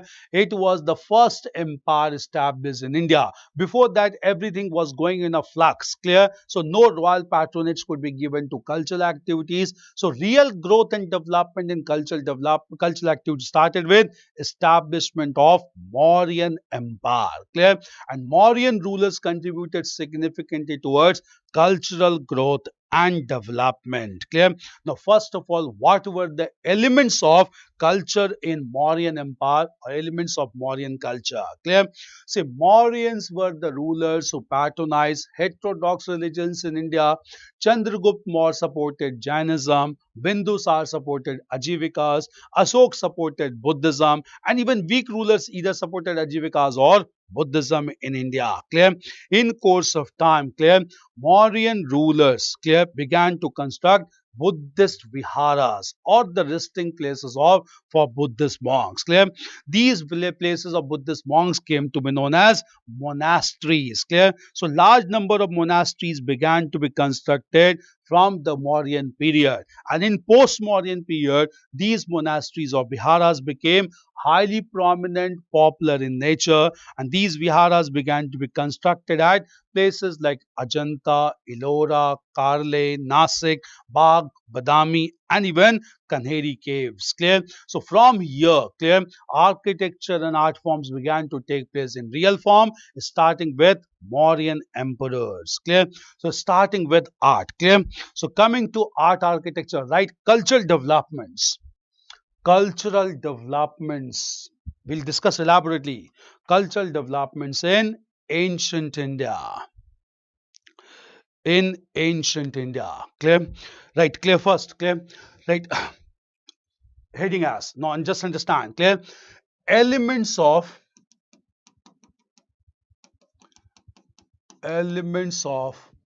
Mauryan culture.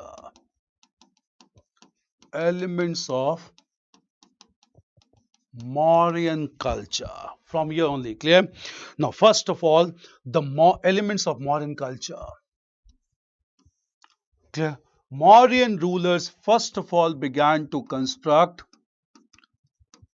viharas, also known as the monasteries. Viharas, also known as the monasteries, which were places of residences for monks. Clear? In fact, clear, Ashok constructed some viharas at Nagarjuni Hills.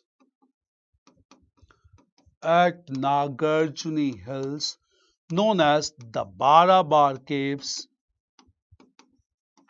known as the Barabar caves for the Ajivika monks. For the Ajivika monks. Clear? So this marked the beginning of Vihara constructions from the Mauryan phase. Clear? After Mauryan phase, by the end of Mauryan phase only, clear, large number of viharas began to be constructed, and these viharas began to be constructed at places like Ajanta, Ellora, Bagh, Nasik, Kanheri, Nasik, Kanheri, Badami, capital of Chalukyas, Badami, clear, Badami, clear, and even Karle, Badami and Karle.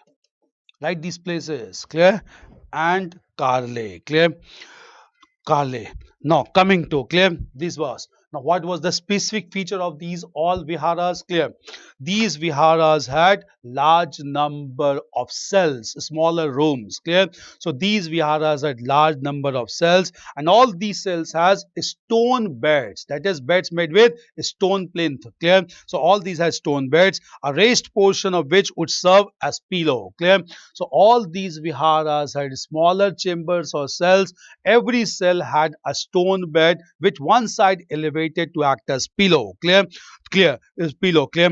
And at the same time, a small hollow in the wall of the cell would be a space for keeping an earthen lamp for lighting. Clear? So at the same time, every vihara had smaller cells. Every cell was meant for Buddhist monk. Every cell had a stone bed with one portion elevated to act as pillow, and certain space, hollow space, was kept on the wall so that earthen lamp could be kept for lighting, because of stone caves of viharas, all these were dark chambers. Clear? These were the distinctive feature of all these viharas, which were constructed by cutting the stones. Clear? From Mauryan period only, another concept started, that is the concept of Chaityas. Clear? Or the places of worship. Clear? Chaityas were also constructed along with viharas at all these places like Ajanta, Ellora, Bagh, and even Nasik, Kanheri, and Badami. Clear? Now, what were the distinctive features of the Chaityas? Clear? These Chaityas were prayer halls. Clear? And at the same time, clear, all these were Buddhist shrines. Clear? So most of these were Buddhist shrines, and in Buddhist shrines or prayer halls, there was a stupa at the end of the hall on the side of the pathway. Clear? There was stupa constructed at the end of the path in the chaityas to be worshipped by the members of the Buddhist religion. Clear? At the same time, they also acted as place for community worship by the people. Clear? And these were marked by great development of architectural merit. Clear? The chaitya at Bhaja, it's very important one. Clear? The chaitya at Bhaja, modern Maharashtra. Clear? The Chaitya at Bhaja was a very unique one, because at the same time it's constructed with a hall and semicircular roof. Clear? And this semicircular roof was marked by a hall for worshipping of common people, and it was marked by elaborate designs. So most important, Chaitya was constructed at Bhaja, which was marked by circular and semicircular roof in order to have a feeling of worship among common people with community worship. Clear? This was the most representative Chaityas. Clear? Then at the same time, Mauryan period is also marked by the pillars and the capitals. Clear? So Mauryans constructed large number of pillars or capitals, especially Ashok constructed large number of pillars at this time. Clear? So one is viharas, monasteries, then we have chaityas, and then we have pillars. We'll come to the pillars constructed by Ashok. Clear? So coming to the pillars. Clear? Pillars are also known as stambh. Pillars are also known as stambh. Clear? And capitals are surmounting structure over the stambh. Clear? Now the object of construction of pillar was to carry inscriptions containing the edicts of Ashok. Clear? So Ashok constructed large number of pillars basically to have his inscriptions which could be read by the people to understand his message and to promote the principle of Dhamma. Dhamma was basically a social code of conduct to unify heterogeneous sections of population under one political identity. Clear? The pillars of modern times were rock cut pillars. They were carved out from single stone, and the most distinctive feature was all these pillars were monolithic in nature. All these pillars were monolithic in nature. Clear? And on top of these pillars, animal images or sculptures were carved out, and these animals included lion, bull, and elephant. Largely. Clear? So capitals was marked by lion, bull, and elephant. Clear? Largely. Clear? Lion, bull, and elephant. At the base of these capitals there would be inverted lotus, and this inverted lotus was also known as inverted bell. Clear?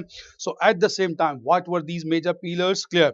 We have one pillar at Sarnath near Banaras in Uttar Pradesh, constructed by Ashok. Another is Lauria Nandangarh. Lauria Nandangarh in Bihar. Clear? Then we have Vaishali, again in Bihar, the pillar. Then we have Rampurva, Champaran in Bihar. Rampurva, Champaran in Bihar. Clear? And then we have elephant at Sankisa. Sankisa. Clear? So at Sankisa or Sansika, Farrukhabad in UP. Clear? All these are pillars which are constructed by Ashok at different places. Clear? These pillars are considered to be very important one. Clear? So these are pillars. Sarnath pillar is the most important one because 4 lions are sitting back to back, and this pillar or this image of 4 lions has been adopted as a state emblem by Government of India, which even contains the line Satyamev Jayate, taken from Mundak Upanishad. Clear? Apart from this, Mauryan period is also important for another constructive work, construction, and this construction was in form of the stupas. Ashok started the construction of stupas in India, and these stupas were constructed by Ashok to worship the remains of Gautam Buddha. Clear? The most important stupa being constructed at Sanchi near Sarnath, Sanchi near modern Madhya Pradesh. Clear? Near Bhopal. Clear? Coming to this structure. Clear? It is a hemispherical structure constructed. On top of this structure, there is a rectangular box where remains of Gautam Buddha are kept. This is known in Buddhist religion as Harmika, which is surmounted by 3 circular discs, and this is known as Chhatri, which indicate the teacher, the teaching, the taught. Clear? This is one thing. At the same time, clear? This hemispherical structure is surrounded by a circular path. This path is known as Pradakshinapath or circumambulatory path, so that worshippers can move around to worship the images of Gautam Buddha. Clear? At the same time, this whole structure is surmounted or is enclosed within a large boundary wall. Clear? This boundary wall is known as Vedika. This boundary wall is known as Vedika, and it is interspersed with 4 gateways at 4 corners, and these gateways are known as Toran. These gateways has panels which depict the previous birth of Gautam Buddha taken from Jatak stories, and this place in between the enclosed boundary wall and the Pradakshina path, this place is known as Medhi. This place is known as Medhi. Clear? So these are terms to be known for stupas. Clear? The most important stupa constructed at Sanchi. Sanchi is very important because it has been declared as solar city, first solar city in India. Clear? Now coming to the major stupas, where the stupas are constructed. Clear? Coming to this. Clear? One stupa is known as Dhamek stupa. Stupa is known as the Dhamek stupa at Sarnath. Dhamek stupa at Sarnath. Then we have Ramabhar stupa. Ramabhar stupa. Clear. Which is located in Kushinagar, UP. Ramabhar stupa, Kushinagar, UP. Then we have Vaishali stupa. Vaishali stupa. Then we have Kesaria stupa, Bihar.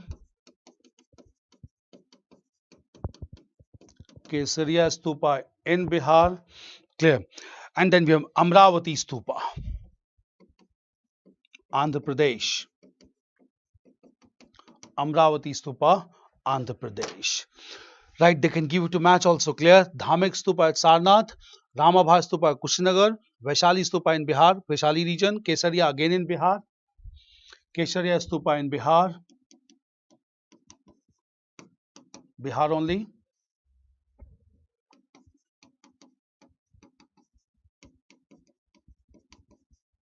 Amravati, Andhra Pradesh.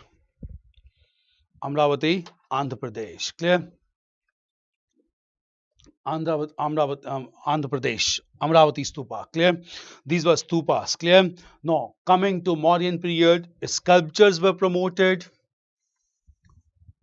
Artistic development that include sculptures as well.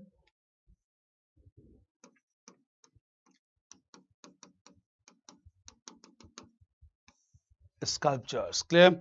Now, among the sculptures, clear, large number of sculptures of yakshas and yakshanis were made. Clear? Yakshas were local male deity, yakshanis were local female deities. Large number of yakshas has been found at Parkham near Mathura, and yakshanis has been found at Didarganj and Lohanipur. Didarganj and Lohanipur near Patna. Clear? These are very prominent development. Clear? Parkham and Didarganj. Clear? Now after this, clear? After this, now coming to post-Mauryan phase, after post-Mauryan phase, clear? After the decline of Mauryan Empire, clear? Major sculpture development took place in the region of Kaling. Clear? Kaling or modern Odisha, Kaling or modern Odisha began to be ruled by Kharwel, who supported Jain religion. Clear? Kharwel who supported Jain religion.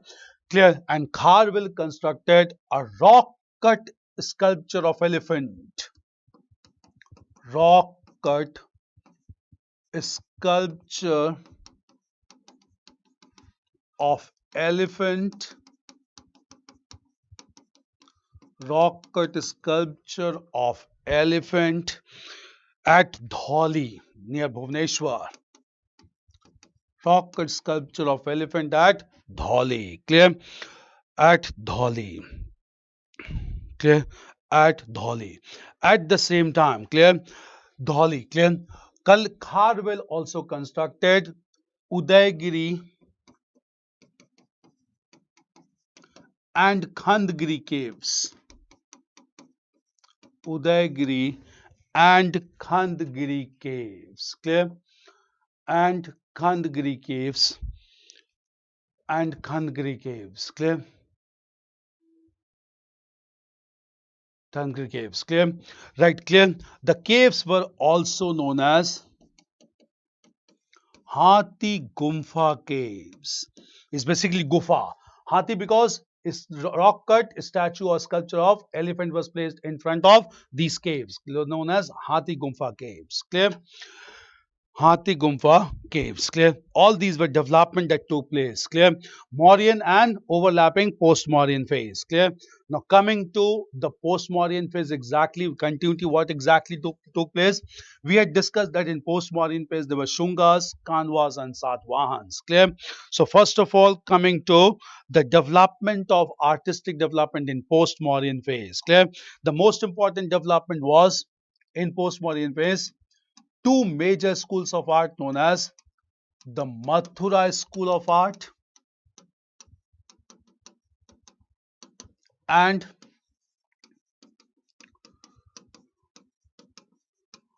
the Gandhar School of Art, and thirdly Amravati School of Art. Clear? So Mathura School of Art, Amravati School of Art, and Gandhar School of Art. Clear? Now coming to Mathura School of Art. Clear? Mathura School of Art, clear, was a indigenous school of art promoted in the region of Mathura, which was also the second capital of Kanishk in India. Clear? And at the same time, clear, during this period only, Mathura School of Art was promoted as Indian School of Art, in which image or sculpture of Gautam Buddha was made in pure Indian style with shaven head and at the same time with saffron cloth, which were important requirements to enter Buddhist Sangh. Clear?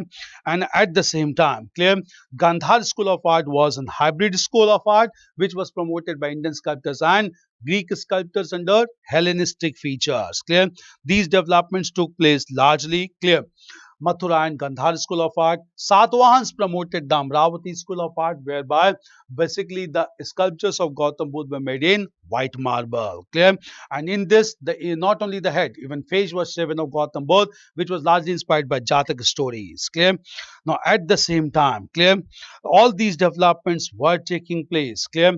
And this became a very important development during this phase only. At Mathura, we have found a headless statue of Kanishk, headless stone statue of Ganesh, which indicate use of long coat and even use of swords, clear, which indicate that cloth making and metallurgical science was developed during the period of Kanishk, clear. This developments continued during post-Mauryan phase, clear. Apart from post-Mauryan phase, what were major art and culture development during Gupta period, clear. Now, as we had discussed, Gupta period is known as the golden period of ancient India, and Gupta period promoted several developments in artistic form. Okay? First of all, Gupta period is remembered for fresco paintings at Ajanta,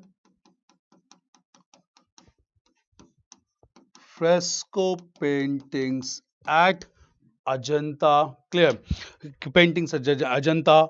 We had discussed about this painting, the layer was applied, and after this layer was applied, at the same time, colors were applied in semi-wet condition in order to seep the color and to make it permanent in nature. This was Gupta period, clear. At the sculpture, if you look into that, clear, the most important sculpture promoted by Gupta period was the sculpture of Sadashiv or Trimurti in the Elephanta cave, in the Elephanta cave. Clear? This indicates lordship with three facial depiction as preserver, creator and destroyer of universe, which was found at this time in Elephanta cave. Then at Elephanta cave we have the sculpture of Ardhanareshwar,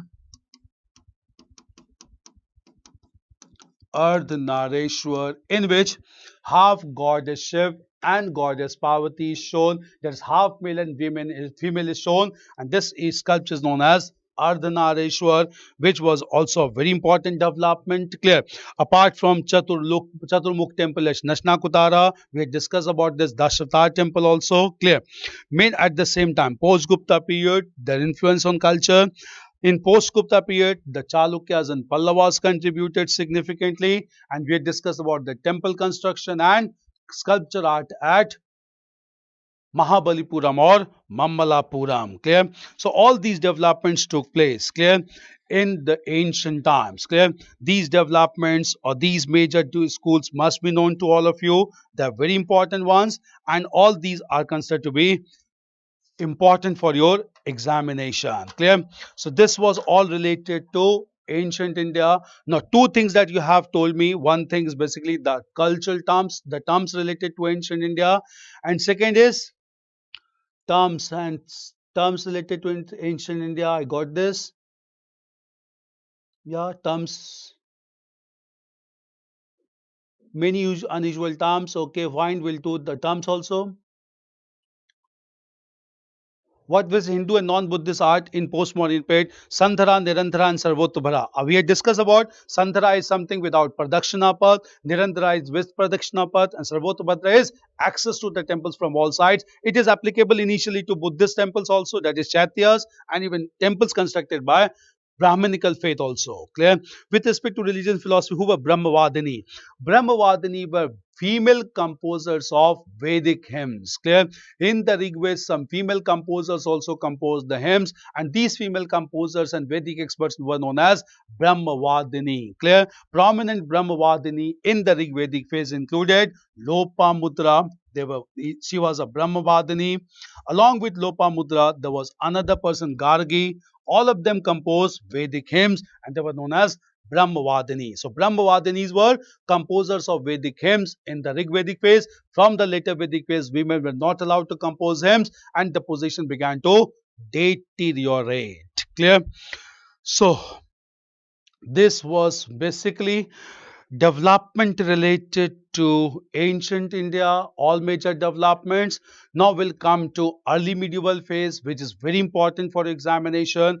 Terms you have asked, we'll have a set of terms. I'll discuss the terms also. Ashes of Buddha is put into Hermic or not? No. Ashes of Gautam Buddha is symbolically, because Gautam Buddha died in 483 BC. Clear? Even ashes could not have been available. So symbolically some ashes were collected from the place where he died, that is Kushinagar, and these ashes were placed in the Hermica of the stupas. Clear? So symbolic ashes. Clear? There are ashes, there's something in the Hermica, but these are all symbolic ashes. They are not the real ashes, because anyway Gautam Buddha died much earlier and Ashok began to construct stupas much later. Clear? So only symbolic ashes are there. It's clear. But Brahmavadini also, it is clear? No, just understand. Clear? Test would be given to you, subject related test, 10 to 12 questions I'll repeat, and current affairs test. Write the test. Tomorrow we'll discuss the answers of those tests also along with explanation. Clear? So tomorrow we'll have a discussion on this test as well. Clear? So questions we had discussed, all the questions. Terms I'll discuss tomorrow related to ancient India, all the major terms related to ancient India. We'll come to those terms also. See, if you find such things, just let me know. We'll come to those terms of those developments as well. Is it fine? So we'll wind up here. We'll continue from here tomorrow. Clear? We'll start first of all complete ancient India. We'll discuss about terms at the same time. Then we'll proceed to discuss about early medieval phase. Clear? Terms are equally important in early medieval phase as well. Okay. Thank you. All the best. Please keep adding current affairs related to history as well as they are being asked. We have added current affairs largely. I have discussed all the current issues. Samed Shikhar also. We have added Palitan also. In fact, I initially have focused on current affairs only. Clear? So, we keep on adding current affairs. We are adding up those current affairs also. In fact, all the megalithic site also discussed because of current affairs. Clear? Then Sanchi also we have discussed related to current affairs. Keep on adding those current affairs. I'll keep on adding current affairs. That is very important. Clear? So, purpose of this crash course is also to not only cover the traditional areas, but at the same time to cover the current developments as well.